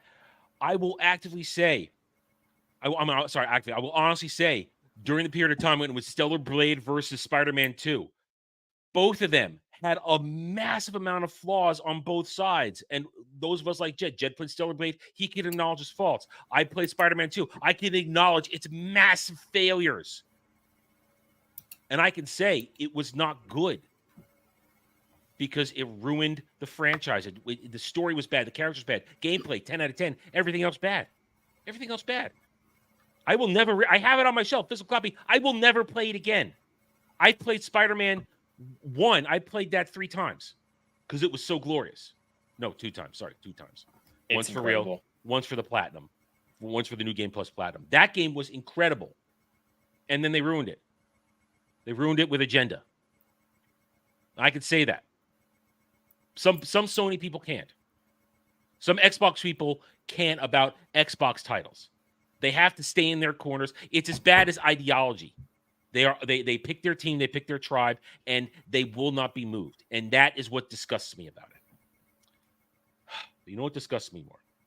Disney Star Wars. Disney Star Wars absolutely has no redeeming qualities. And we are now less than 10 days. We are 8 days away from the Acolyte 2-episode premiere on Disney Plus. But that did not stop the premiere this week. They had a Hollywood premiere, guys, of the Acolyte, where all the little shills who have done nothing but praise Disney Star Wars got their reward. They got their reward. They got to take the pictures on the red carpet. They got to brown nose with the stars of Disney Star Wars because Disney brought out all their Disney Star Wars actors and actresses. They brought them all out. And this is just a taste of some of the shows. I believe this is the Star Wars Explained people who ran away from Jeremy at a Star Wars convention at one point, if I remember correctly. They ran away when they called him out and he was there. These are people who will attack other creators for pointing out bullshit, but they carry the water. So they got their reward. They got their reward. And then the stands will come out. The people who got there, other people who have the pronouns in their bios and the flags on their profiles will come out and say, we're going to go through, this is just a small taste of it, because for about a 36-hour period, my timeline was inundated with this garbage because I trolled these people. So, of course, I had to see it all. And it was only about 15 hours in that I decided to finally start bookmarking a few of them and saving a few for reference for the show when I realized, well, guess we're going to have to talk about it this weekend. I should save a few. So I got a few of them. I don't have all of them. I got a few, but it's essentially the same thing where they go, I've waited so long for the Acolyte. I cannot believe how much it's living up to my expectations. I love the first 2 episodes. It's so exciting to see a new, old era explored in live action. Leslie Headland did a dynamite job fleshing out these characters. I'm obsessed. Now let's remember, this is a Shill. Of course, these are one of the worsts. You can just tell. Look at that. It's horrible. They're all like this. Every single one of them. They so great, but they don't say why. They never say why it's good. It's just Leslie Headland's great. The show's great. Characters are great.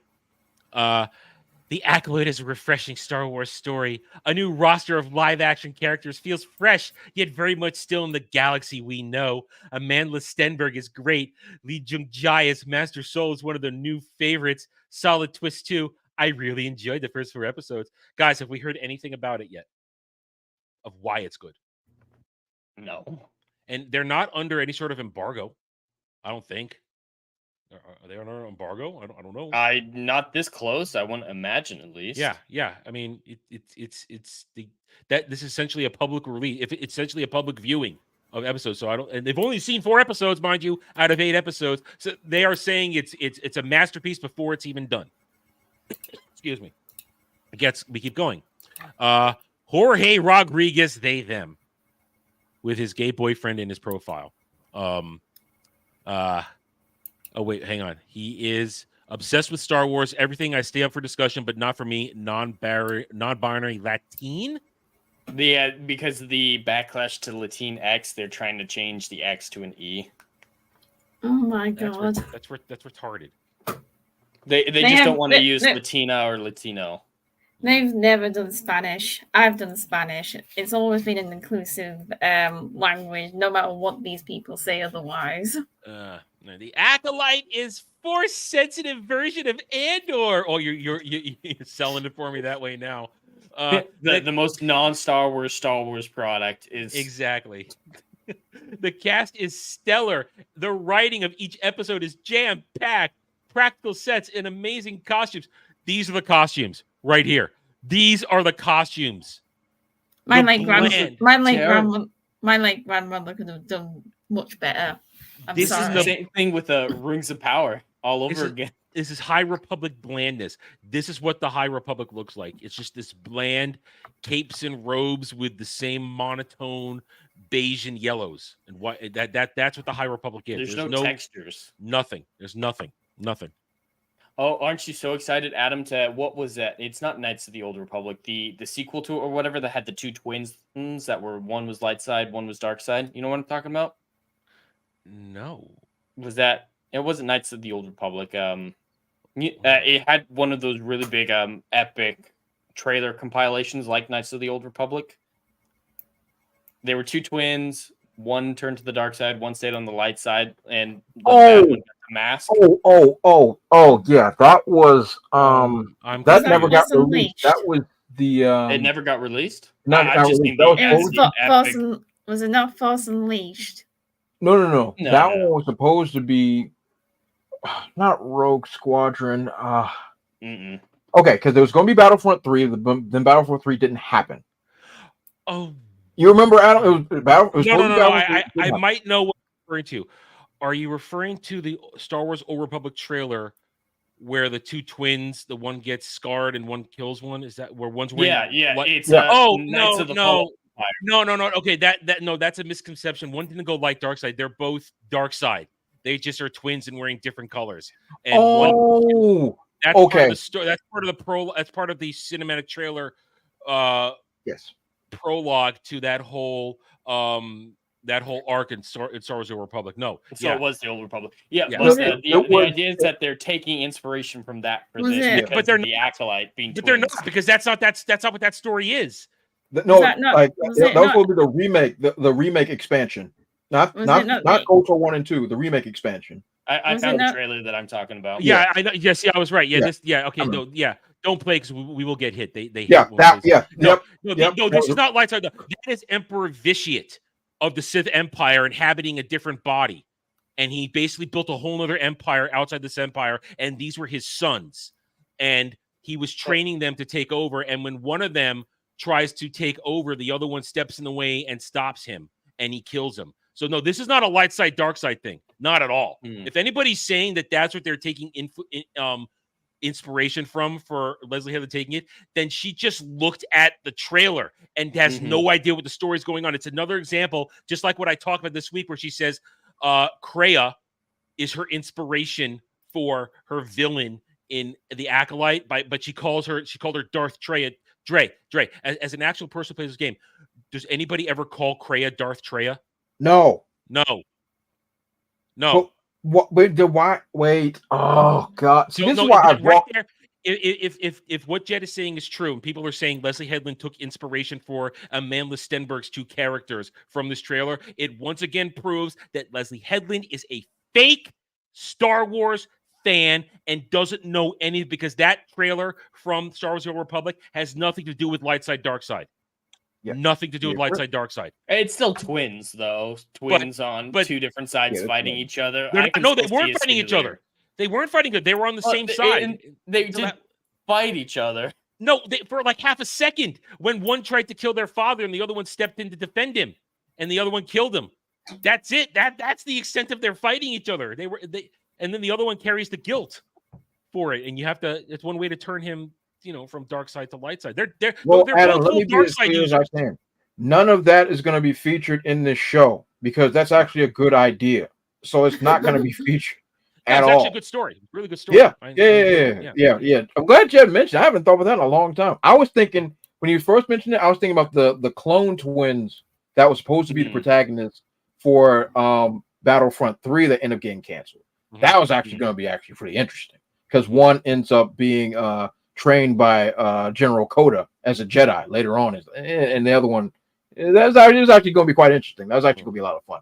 But we can't have fun stuff, so that's not going to work. But yeah, that's just an example.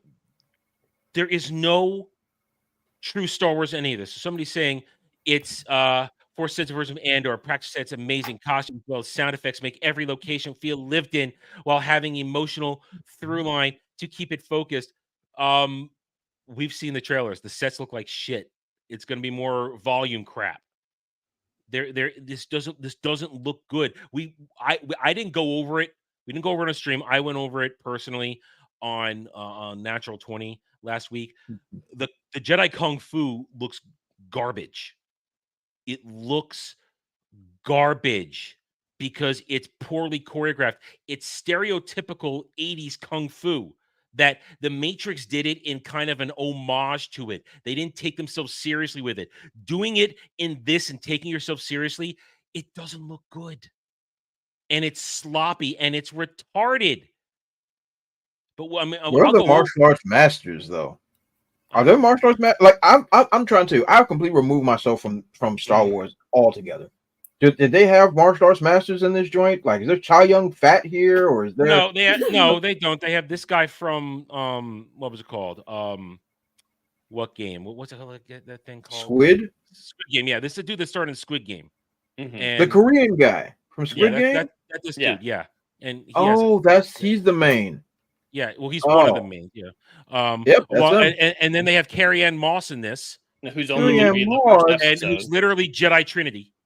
It's literally Jedi Trinity, and she's going to die right away. She has to because, from what I can tell, everything you see of her is a flashback because this dude right here, his hair is shorter and he's younger, and she's in that. So she's not even in this, but when they do it, it's literally so that they can have Jedi Trinity do Kung Fu. I mean, it's literally what Leslie Headland said it was.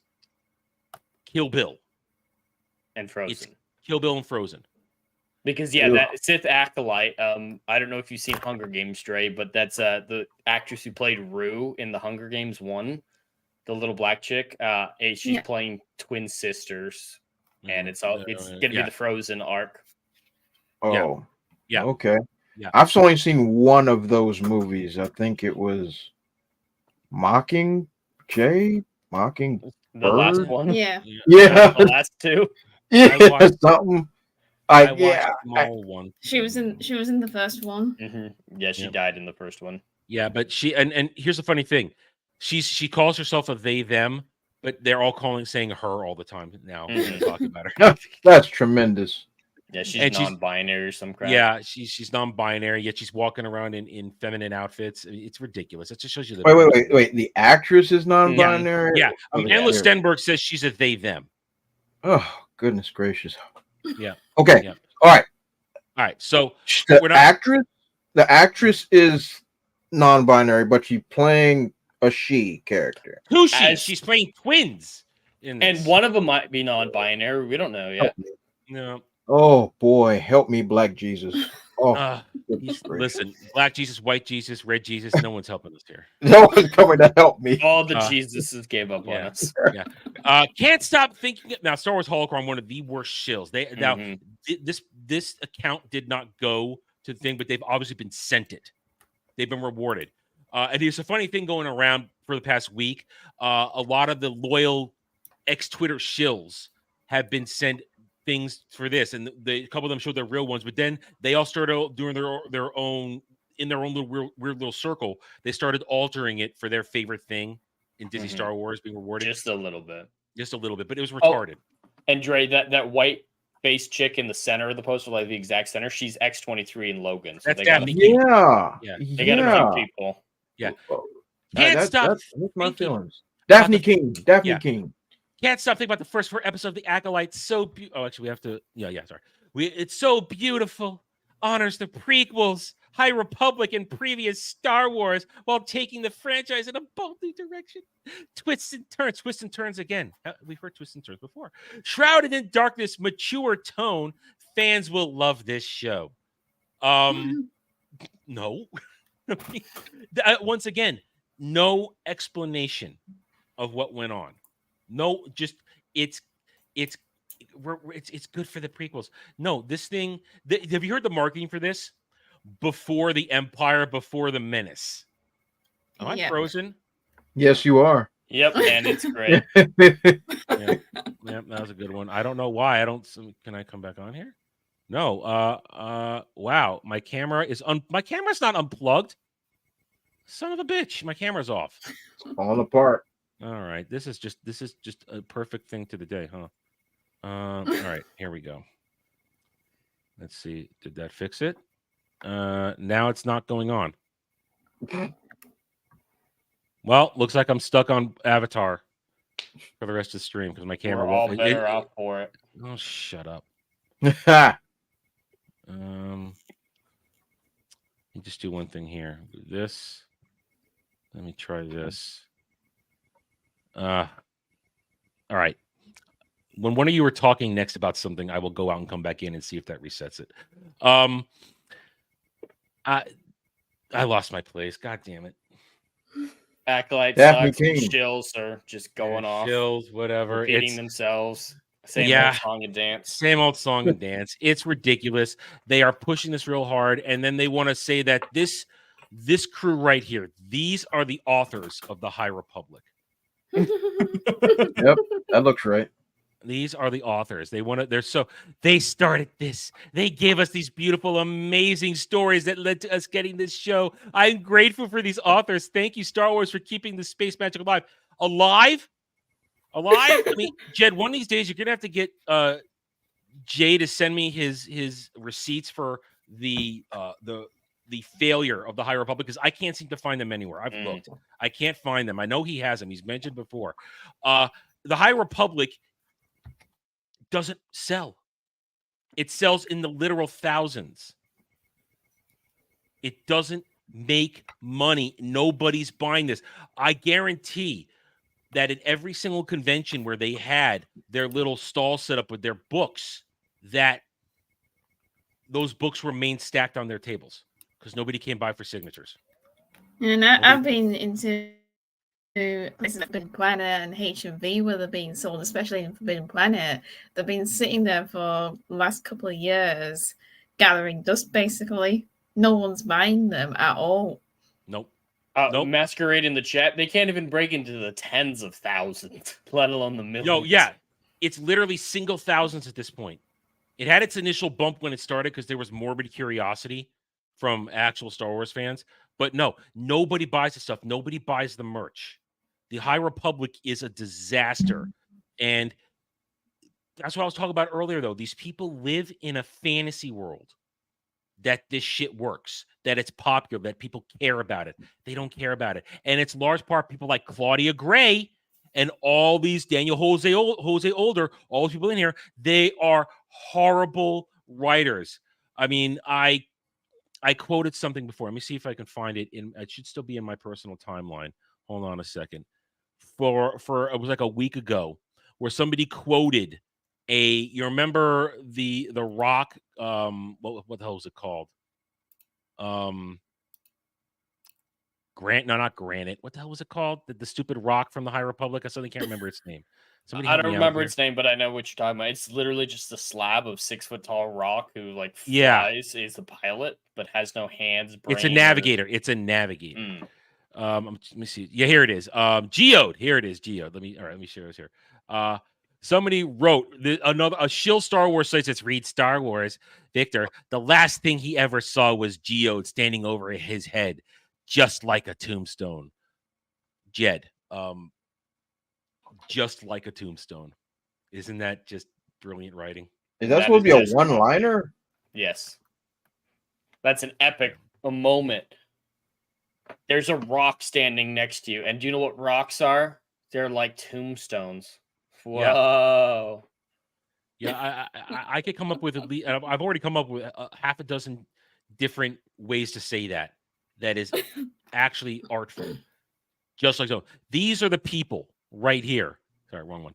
These are Have the they people. read books before? Oh, I went away from it. Darn. Have So, they yeah. do they know English? No. Nope. No. And if I go No. back, it should take me there. These are the people that write that kind of dialogue or dialogue. Yeah, that was dialogue. Yeah. These are the people that I put would that out impress upon them to read real sci-fi, some Alan Dean Foster, some what's his bucket, Timothy Zahn for some expanded universe, Yeah. or The Expanse. I'm reading that for the first time right now. It is immaculate. Read some good sci-fi, people. Mm-hmm. Yep. There are true authors there, and there are great authors who've written great Star Wars. These are not among them. These are hacks. These are people who are literally checkboxes. Literally checkboxes in here. They have no talent, but these people who think they are talented will praise them. And that's the annoying part of this, because they get to go for this X amount of time pretending the Acolyte is a success, and we still have a week. We still have a week and a half to go, and they're going to try and pretend it's going to be great. But they live in a fantasy world, as I said, where everything is great and perfect. And many times we have documented how George Lucas, they want to use George Lucas always as a battering ram. Selectively. A When it bludgeon. suits their narrative. Yeah, they want to use him as a bludgeon to try and, what's a good word? To discredit our takes. To basically say, oh, you're wrong, you toxic nerds. You're old. You need to go away, leave this fan base. We want to be positive. You're so negative in that. They want to use his old quotes to try and back up their points. And always conveniently forgetting that George says a lot of shit, has said a lot of shit for a lot of years. And we don't get bent out of shape because we're used to it. I love Star Wars. The expanded universe is the proper continuation, which he approved of. Yet George many times has shat on the expanded universe. He has taken many a dump on it while making it happen. So George is a contradiction machine. And I accept that because the actions speak louder than words. The fact that he let the expanded universe go right until the end of his ownership meant that he still understood what was working and what wasn't. That I will still hold the reason he never went forward. One of the reasons he never went forward with his own sequel trilogy, 7, 8, 9, was because he had a good thing going, and he knew it was going to rock the boat too much. It's just personal theory. I have no evidence. It's personal belief. But all right, so we had the Cannes Film Festival this week. So much cringe came out of that. So many bad things came out of it. But unexpectedly, out of nowhere, there was a George Lucas interview because he was getting presented with an award. Now, I would really like to be on camera. So I'm going to jump out real quick, see if I reset my camera, because this is bugging me. I can't concentrate looking at myself at my profile. I can't concentrate. So vamp on this for a couple seconds. I'll be right back. See if I can reset my camera.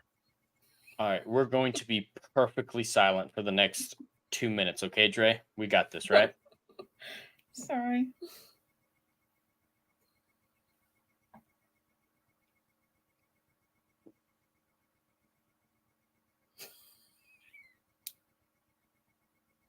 You dicks. Adam, I'm so glad you came. I was gonna break. All I had to do was go in and I out. was already breaking anyway. I just had to go in and out. It fixed it instantly. You assholes. God damn it. You do what I do every time Dermy wants to leave and I say, let's not say anything. You traitors. Anyway, so George had an unexpected sit down. He had a couple interviews. One was a closer interview, but one was on the stage. I have both of them, but I think the good stuff is in the stage right now. Here we are.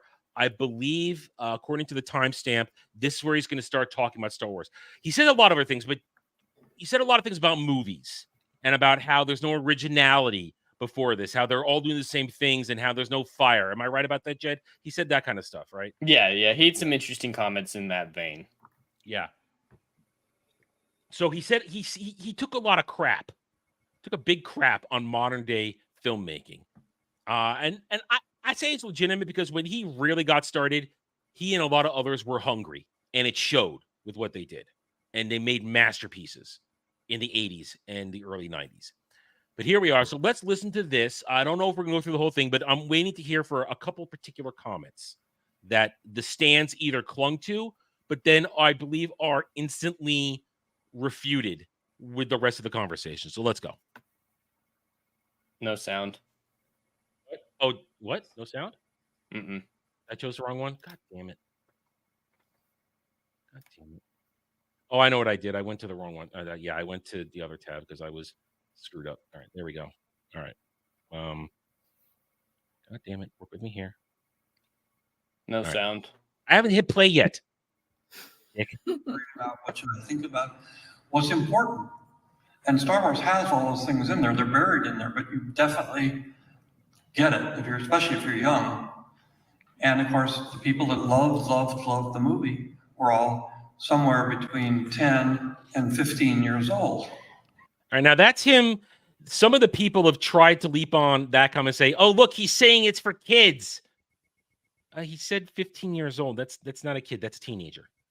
And he does say stuff like that. Like it's a kid's film too much for. He said that all the time. It's one of those things that he goes back and forth on. So again, this is contradictory, George, but it's George.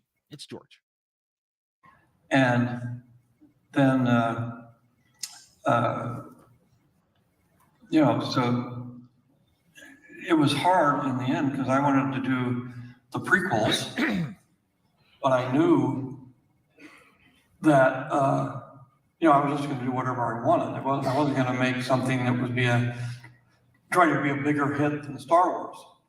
So I did 1, 2, and 3, and 1, which got completely trashed.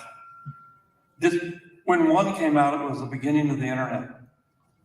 It was the first film we did, because I'd spent 10 years. I want to let's go a little bit more than we'll stop that statement. In order to make 1, 2, 3, because I knew that there would be a big battle with Yoda and things like that I couldn't possibly do with a puppet. And so we had to come up with another way of creating all that stuff. And there were a lot of stuff that, finally with visual effects we could do that we couldn't do before. So we did it.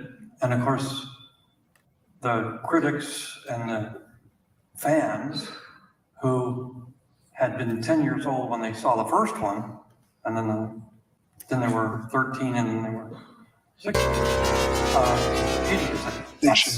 That's a children's film. I want to see a children's film. I think that's this. Whoever did this, that's their splash page. I mean, I don't know why they did that. That is a seizure. Yeah, I was surprised about that. So, all right, let's finish saying because this is something we're going to talk about. Jed brought this up to me yesterday. I wasn't aware he had said this, but this is exactly what Jed pointed out to me yesterday. What he's about to say. That's terrible. That Jar Jar is terrible. I said, everybody said the same thing about 3PO. That guy's so irritating. Why don't you get rid of him? There was a huge thing about getting rid of 3PO. Was there? I don't. No, I there was too- wasn't. I was. I too wasn't young. even alive then, and I don't was- believe that. I don't know. I mean, I we don't need- think that's true. Now, I yeah. wasn't there when the 1977 film dropped, but I think that will be something that we will be discussing to this day. Yeah. If there was ever a trying to removal of a character, I think that would still be discussed, People even remember those. in passing. Yeah. Like I wasn't alive during Phantom Menace. Yeah. I wasn't there when Jar Jar came on screens, but I still know everyone hated Jar Yeah. Jar. Yeah. Exactly, still being discussed to this day.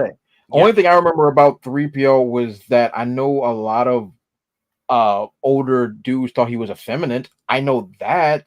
That's the But- joke that still runs today. People make fun of 3PO being gay. That's the joke Yeah. that still goes out around today. I mean, but I never remembered that being like, oh, he needs to get rid of him. I don't remember. Oh, Never hang on a second. line. Small tangent.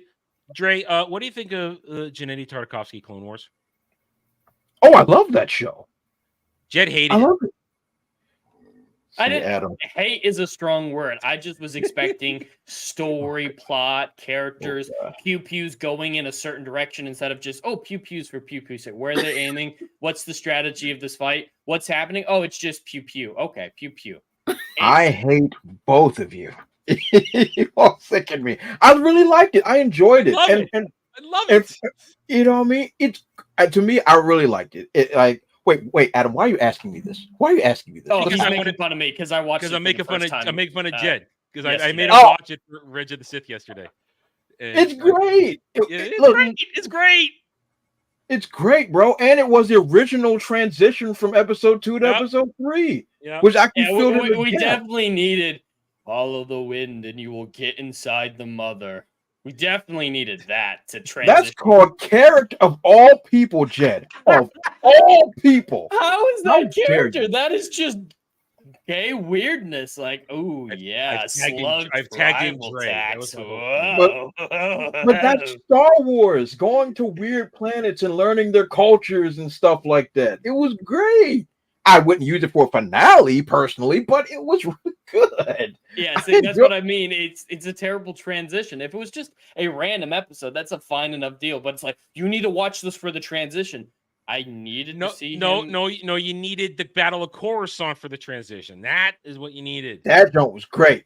Back when Grievous was a beast. Thank that you. Joint, that's Thank you. real Grievous. Thank you. Screw whatever they did afterward. That's real Grievous. Screw that Clone Wars Grievous. Screw Thank that you. crap. Thank you. Screw all that. At least he was a character in the other Clone Wars. Chad, See, this is I'm what I finna gotta read put up with this all the joint. time. There's like no dialogue in it. There's no story. There's no plot. When there's action, they use the same strategy in every single fight. Both It's times Gennady one at each other. Tartakovsky. That man has made whole shows with like only 3 words being spoken. What are we So talking about? I'm not allowed to criticize Michael Bay just because there's this explosion in this movie. Michael What are you Bay expecting? is a There's whore of low value. Okay. just because it's a director's style doesn't make it irrefutably like a beyond criticism. No. By all means, criticize away. But you got to understand. You got to understand the greatness of Gennady Tartakovsky. He's one of my favorite director artists of animation of all time. He's one of my all-time favorites. We're talking Dexter's Lab. We're talking Powerpuff Girls. We're talking Samurai Jack, Primal. This dude's a freaking Hall of Famer. And what he did with the Clone Wars joint was freaking top tier, especially the first season when the joint's like 8 minutes long. Come now. What are we doing with ourselves? Those Have You you brought no this upon glory? yourself. Those You weren't brought it upon yourself. episodes. They're just like pew pew pew pew. Oh yeah, pew pews are pretty. What actually happened? Oh, I have no idea what happened. We're an echo Nothing chamber. happened. We're an echo chamber. We all agree on everything. There's fighting on this planet. They run into each other. There's fighting on this other planet. They run into each other. It's the Jed, same you are breaking strategy. my heart. I said that Every single last time. He's strategy breaking was my like heart. this. You're Every breaking single my time heart. droids and Clone Wars fought and the clones fought, they just ran into each other. 2 lines, the same strategy every single time. Man, oh God! Look. This is what I've said. I've been on record several times, and I'll say it again. The prequel movies are not good films. They're No. not. I will die on that hill. this was the only segment we ever had within the prequel movies that actually filled in something.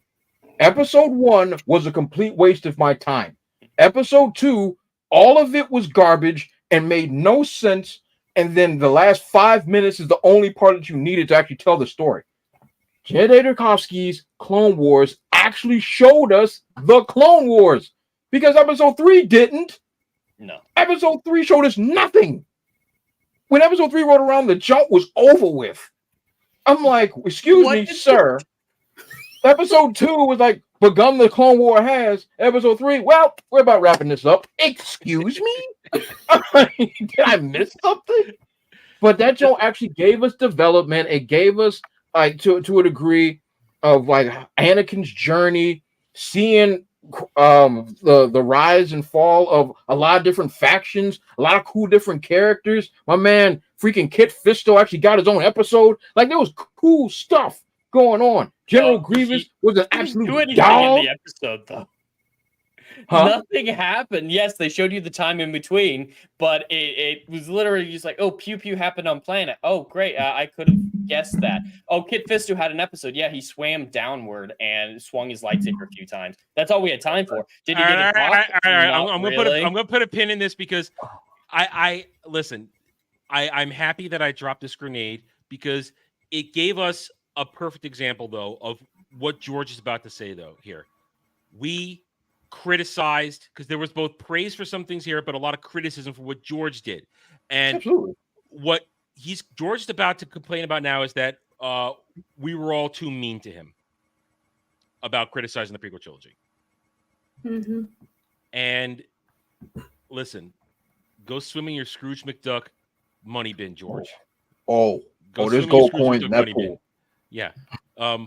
I have no sympathy for you on that because Jar Jar did suck. We Jed and I spent the past month. Dre just kind of in a nutshell said a lot of what we said for the past 3 weeks about the prequel trilogy. There was a lot wrong. There was good in there, but there was a lot wrong. Mm-hmm. Absolutely. And for George now to say it's that we're wrong for being mean. Yeah, George, shut up. I can say that knowing that I love him. George, shut up. Agreed. And then when I did the third one, the Ewoks, they said, well, those are little teddy bears. Those are little kids. This is a kid's movie. We don't want to see a kid's movie. We want to see an adult film. I said, now that is true. Some people do despise Ewoks to this day. I don't. I think the Ewoks are fine. They're cannibals. Return of the Jedi is still my favorite movie. So they're not cannibals. They eat human flesh. Ewoks will eat humans. Where did all those stormtrooper bodies go? Yeah, they ate them. They were getting ready to cook Han. They were going to cook Han and Luke and Chewie. Yep. They eat people. They will eat your ass. They're bears. This excuse of it's for kids, so it can be as stupid as possible, never holds up for me in any franchise, in any type of discussion. The Ewoks could still be too cringe. I think they're a little too cringe. I don't mind them being in the film, but they do take it too far in some scenes.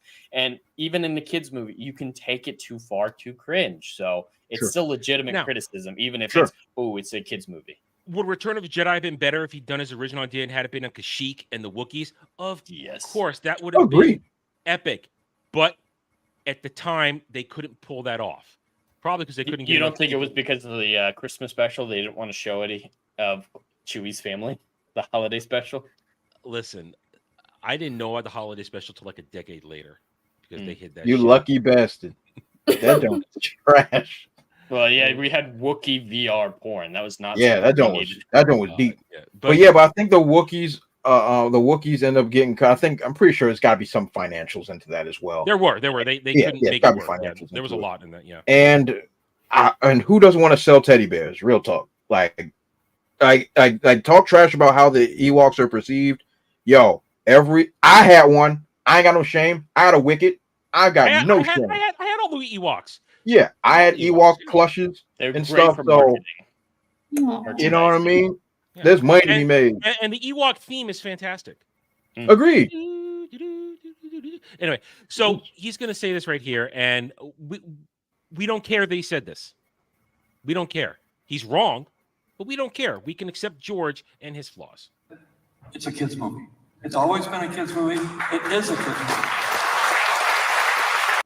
Why are they clapping at that? Because it affirms their bullshit. That's why. And it's George being contradictory. That's why one of the reasons we're going over this is because George will always say shit. Yeah. And then he'll say the opposite a month later. 100%. It's just the way he is. And I do want to say though that there have been a lot of rumors that he has been doing well. Looks pretty good here. Yeah, he looks fine. Good. There are a lot of his rumors age, around yeah. that. I mean, yeah, he's 80. I mean, Yeah, he's not a young man. That he's not holding up well. He wasn't well. Help out. He's looking pretty good here. We saw him walk. You didn't see him here, but I seen the clips. He's walking pretty well on stage. So George seems decently healthy. And at the end of this, he's going to say, "I'm working on a museum right now." That's where all his attention is. So he guess what? He's not coming back to Star Wars. No, that's not happening. Why would he do that? I think the big problem that he has is not realizing that there's the difference between kids' movies and family films. Star Wars, I will 100% agree. Star Wars was always a family film. It was always for families, acceptable material for everyone across all ages. But there had to be stuff for kids, had to be stuff for adults. It was a wide range, and that's what it should be. Making it exclusively for kids isn't accurate, though. It might be for Return of the Jedi, but it's absolutely not true for the first two, especially Empire. Empire is not a kids' film. It's a family film. Look at the prequels. In the prequels, you say kids' film. We just watched Revenge of the Sith. Yoda's cutting clones' heads off. It was so dark, I wasn't allowed to watch it as a kid. Yeah. I didn't watch Revenge of the Sith until I was an adult. Killed the younglings. Kill babies on screen. Killed the babies. So that is not a child-friendly film, I would argue. And I heard someone is supposed to be an R-rated cut of it, which I wouldn't mind seeing. That would be good. I'd watch that. That's why whenever I play it on the Lego version on the Wii, I'm sitting there thinking, I applaud them for trying to censor it as much as possible. The Lego versions are better than the actual prequels. I will die on that hill. That is the hill I will choose to die on. But we all know that what kids love in their movies are politics, trade disputes, Senate hearings. You know, that's what every kid looks forward to in their films. Absolutely. And I think the excuse. Oh, go ahead, Adam. I'm sorry. No. Finish thought. Go ahead. Yeah, and I think the idea of trying to use as a shield, and this is a kids' film, so I can make garbage. I think that's offensive on so many levels. First of all, kids' films or kids' media has been some of the most impactful media I have ever came in contact with in my life. If you look back at it, Batman the animated series, X-Men the animated series, Spider-Man, G.I. Joe, Transformers, like all this stuff is quote unquote kids property, and it is the one that has the most impact. Adult-based films are only there for a minute and they're gone. Like this is the stuff that has impact. So the idea of saying, oh, it's kids' films, that's why we can just make slop. No, that's not true. This is the stuff that influences a generation. And if you influence a generation with garbage, you're just going to get garbage. This is how it works. So the idea, like, it was for kids, sure, that's fine. But at the same time, you've made one of the greatest franchises in the history of humankind. So that means that what you made that was for kids was actually very influential and you did something right. So if you're going to sit there and just flush garbage, I'm not talking about George, but in Disney or whoever in general, you're just going to push garbage and be like, oh, don't worry, it's for kids. That's why it sucks. No. I don't buy that. This ain't Veggie Tales. I'm not buying That's exactly. And to Jed's point and to your point, I think this is a case of George using the wrong terminology. It's the same time whenever it says people mix up reboot and remake. Yeah. It's just he's using the wrong words and he doesn't realize he's using the wrong words. And the idiots in the crowd, they're going to clap because they're hearing what they want to hear and it's affirming their retarded bullshit. Because that's the thing. Because remember, it's a kids movie thing. That's one of the favorite things the stands want to throw at us when we try to discuss it seriously. It's a kids movie. Space Wizards. Why are you crying so hard? Now they're going to take, they want to take lines of this. They're going to take another line out of this and try and claim that we make too big a deal out of Disney Star Wars and we're too critical because it's just kids stuff. Why are you so upset? Well, these stands do the same thing with everything Disney does these days. And I hate it. Just like Dre was saying, there's so much great kid content that is very well written. Like early Pixar, those are tight scripts. Those are incredibly well-written, well-rounded stories. Being for kids is not an excuse to make the worst garbage known to mankind. Yeah. Once upon a time, children's programming, family programming was done with the design and desire to actually teach you something. It created in a way where the kids can pay attention and stay wrapped up in it and have a proper moral message, not the agenda, not the message indoctrinated into them, but an actual theme, a moral idea put across to them. And George did that with real Star Wars: good versus evil, freedom versus oppression, love versus hate, loyalty, believing in somebody, believing in the good in somebody. There's nothing wrong with any of that. And he did that. Let's keep going. I was as surprised as anybody in the first one and the first three that everybody from 5 years old to 85 years old liked it all over the world, everywhere. And that was, I said, wow, because there are certain aspects of that movie which say, they would say, well, it's all white men. I said, it's not. Most of the people are aliens. And the idea is that you're supposed to accept people for what they are, even if they're big and furry, or whether they've got they're green and whatever. The idea is all of the people are equal. And that just destroys current Stan Disney logic where they're obsessing about, look at now we have black people here, there. George just said it. The aliens represented the biggest diversity push as it was meant to be. That accept people for what they look like in all ways, shapes, or forms. You don't need to have black people, Asian people, Indian people plastered all over the screen for representation and inclusion. We've always said, having aliens on screen, you don't get more not like a human than that. You don't. And this is one of those lines right now that has been plastered all over social media for the past 48 hours. But at the same time, it's one of the lines now that the stands want to ignore. They don't want to go near that because it destroys their narrative that Star Wars wasn't inclusive until Disney got their hands on it. So that is a truth they can't handle. The only people that aren't, which was in there, are the robots. Well, you can't come in here. We don't like your kind here. So they were the only ones that were discriminated against. And that was a way of saying, people always discriminate against something. And sooner or later, that's what's going to happen. And we're already starting it with AI saying, well, we can't trust those robots. I do it every day. I take my temperature. I have my, all my vital signs, things. And if it comes out wrong, I just say, well, I don't. Let's see if I can skip ahead here because I don't even talk about taking blood pressure. But he did it for very little. But I gave him a percentage, but it was fine. We did that. But the other part of it was they said later on, when they were making more movies, they said, there's no women in the movies. I said, who do you think the heroes are in those films? What do you think Princess Leia was? Thank you. She is the head of the rebellion. She's the one that's taking this young kid that doesn't know anything and this boisterous, I know everything guy who can't do anything and trying to save the rebellion with these clowns. I said... But that's a thing. The stance always want to say there hasn't been any female representation in Star Wars till Leia. I just yesterday, because it was National Star Wars Day, I watched A New Hope. I watched A New Hope yesterday. Same here.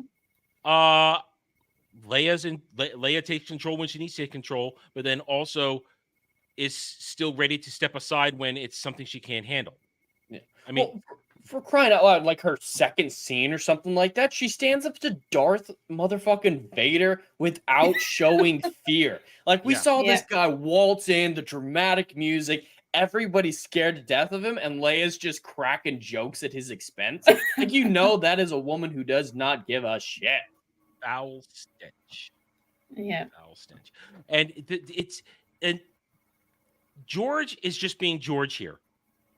He says one thing that is stupid, but then within it all, he'll say the one thing that we've all been saying. And yet, when he says, I don't know, I think it's this thing about the watching it grow up. That's what the Disney stands are going to latch onto. They're going to ignore all the rest of this stuff where we will actively criticize, yet at the same time actively agree with things he says, but they're going to latch onto the one thing. Let's keep going. She's I want to finish this up because we are over time now. the hero of the movie. And it's the same thing with Queen Amidala. Even though she has Jedi He just pronounced his own character's name wrong. Immediately. Imidala. What? That's funny. on her side, she was still the hero prime mover.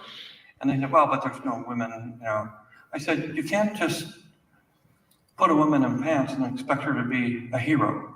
They can wear dresses, they can wear whatever they want. Women can be feminine. Whoa. Women can be feminine. And let's remember, this is a man that told Carrie Fisher there's no bras in outer space. No panties. No panties, no bras. So George knows about femininity. We're gonna put you in that gold bikini and you're gonna like it. But he also did that thing they want to latch onto, and I don't want people to think I'm ignoring it. That's what I'm going to say right now. The whole that Leia's the true hero of it all. Now he basically just said that he's making the point that she's a hero and that women heroes existed. Luke Skywalker is still the hero. He still blew up the Death Star. And it is still, as he has said, once again, this is contradictory George. Over and over again, he has said the 6 movies are Anakin's story. His fall and his redemption. That's the core of it. It's Anakin's story. So you have to remember when George is saying stuff, you have to remember how it all pieces together. It's a giant portrait, what his commentary is on his own stuff. And you have to understand where sometimes he gets carried away and when sometimes he's making his point.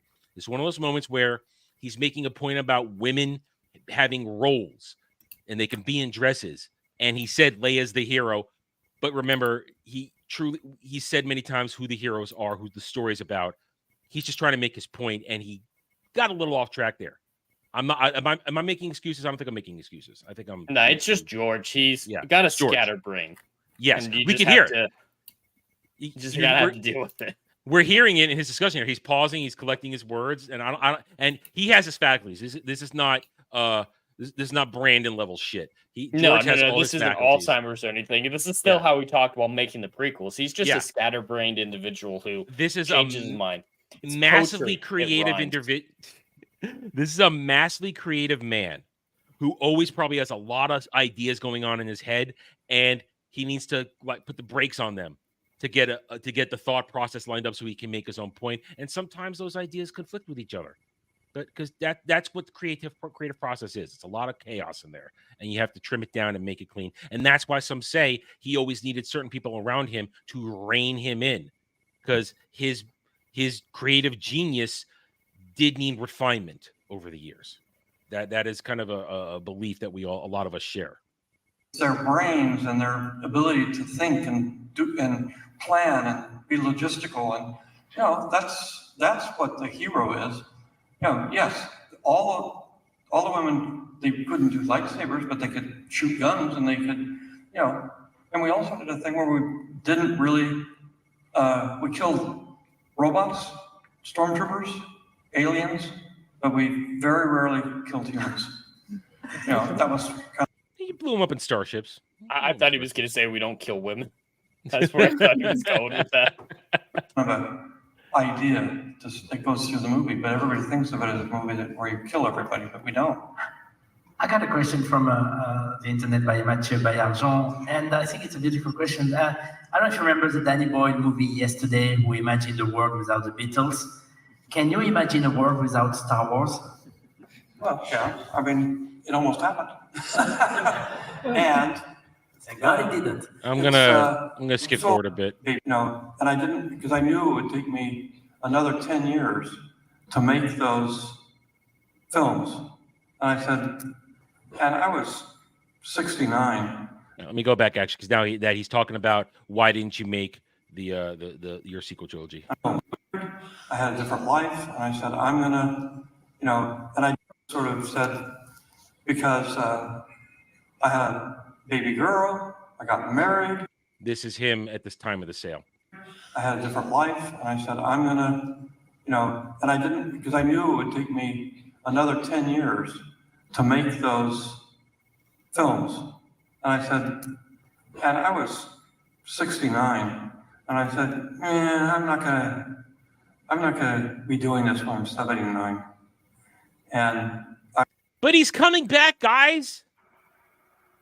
He's been coming back for 10 years, secretly fixing things, siding with Jon Favreau and Dave Filoni against Kathleen Kennedy to end the Civil War. No, he's been counting his money and spending time with his family. I want, it's time to let go and let somebody else do it. Which was a mistake in one sense. He didn't. I can understand letting somebody else do it if you don't do it anymore, but he to quote him, and this is his quote, this is my favorite quote, he handed his baby over to white slavers. That is his quote. He said that. I think he understands somewhere in the chaos of George Lucas's scatterbrained mind, as we discussed a moment ago, he knows it was wrong to give it to Disney. He should have given it to somebody else, or should have kept Lucasfilm independent and handed over, and I mean not to Kathleen Kennedy, but to somebody who gave a damn and would have just kept it going as it was. Even though, like with Empire Strikes Back, and some I ended up having to be on the set the whole time, but it's like I was the only one that really knew what Star Wars was, and Kirsch and I were really good friends, so it was like, and so I was like the consultant, the advisor who actually knew the world, because there's a lot to it. The Force, nobody understood the Force. Nobody, what they do is, and then they started other ones when I sold the company. And ooh, that's going to be a very key point in the next week and a half, because Leslie Headland has her own ideas of what the Force is.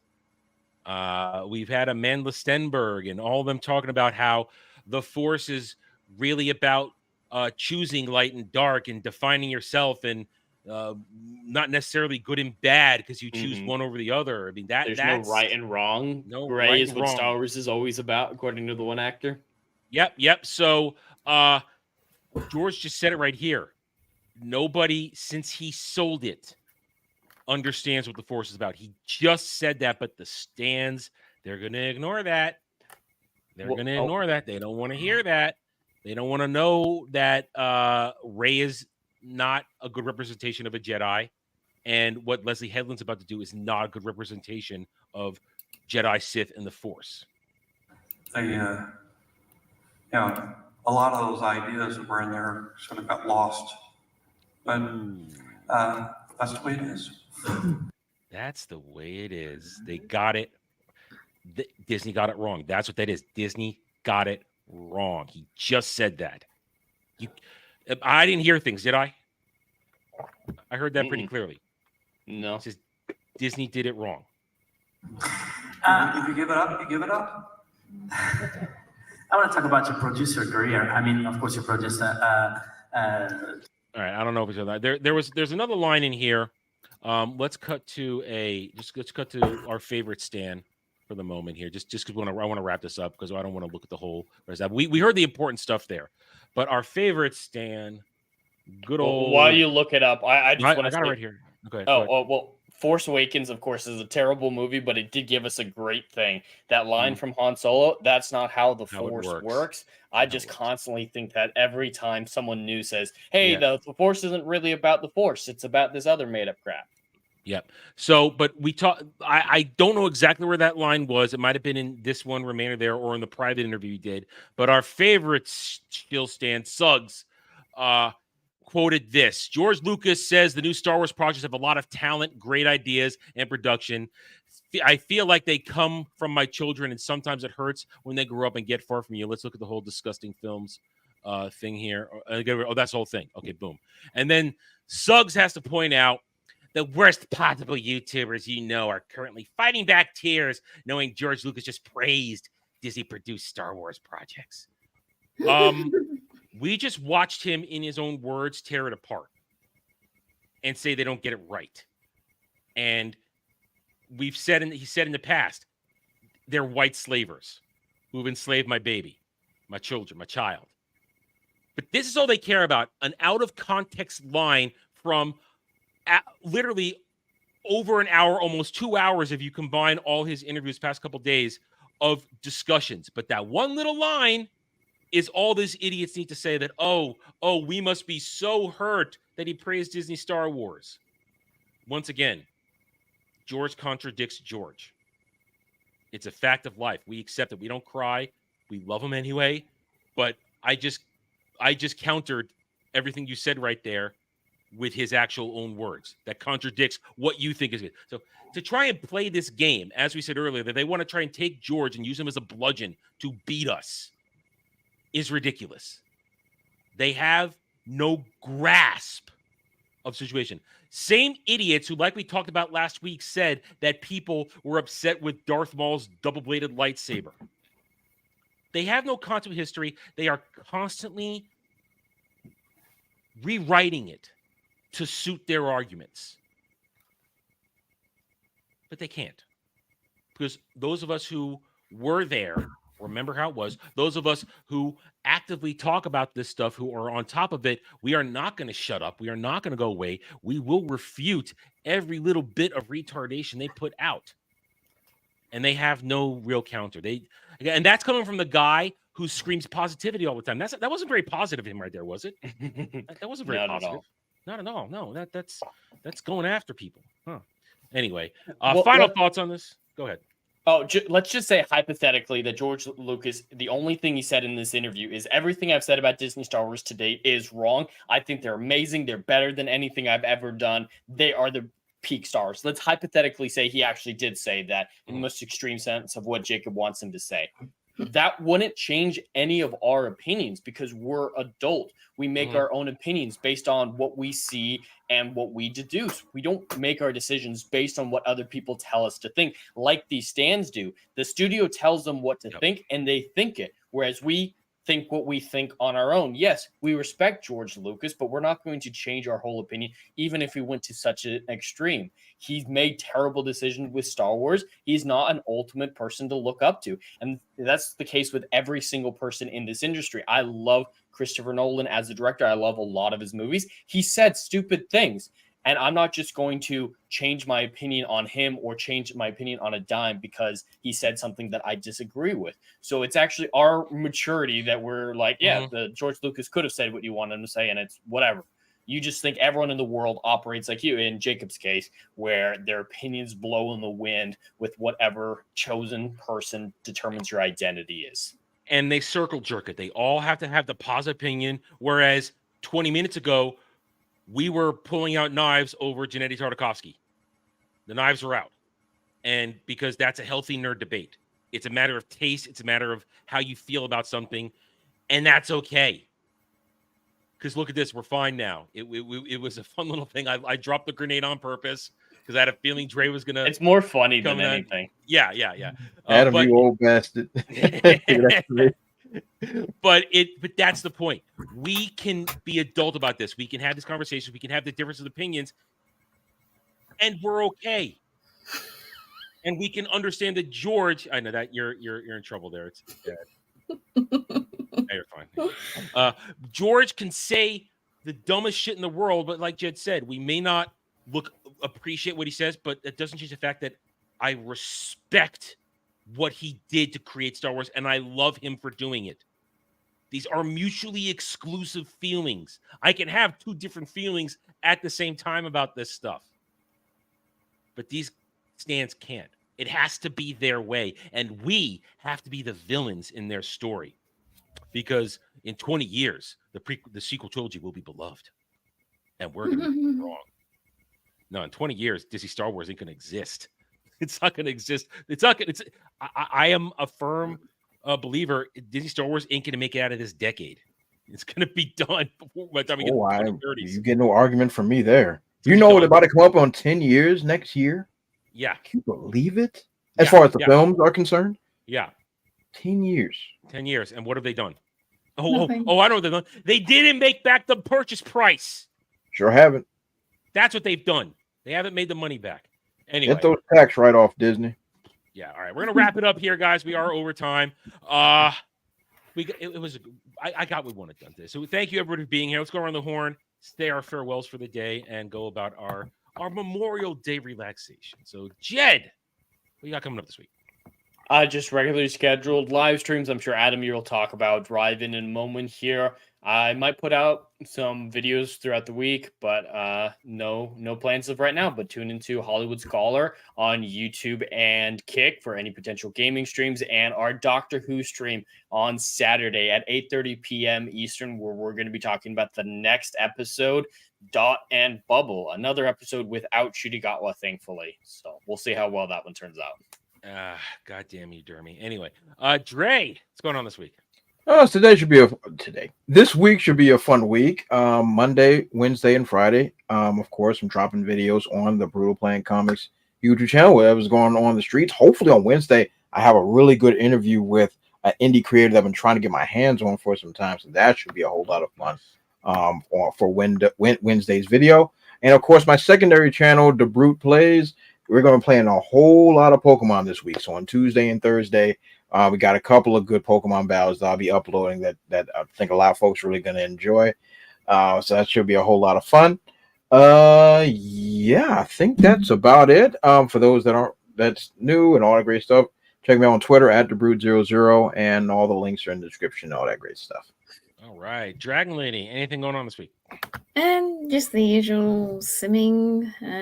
That's just about it, really. Okay.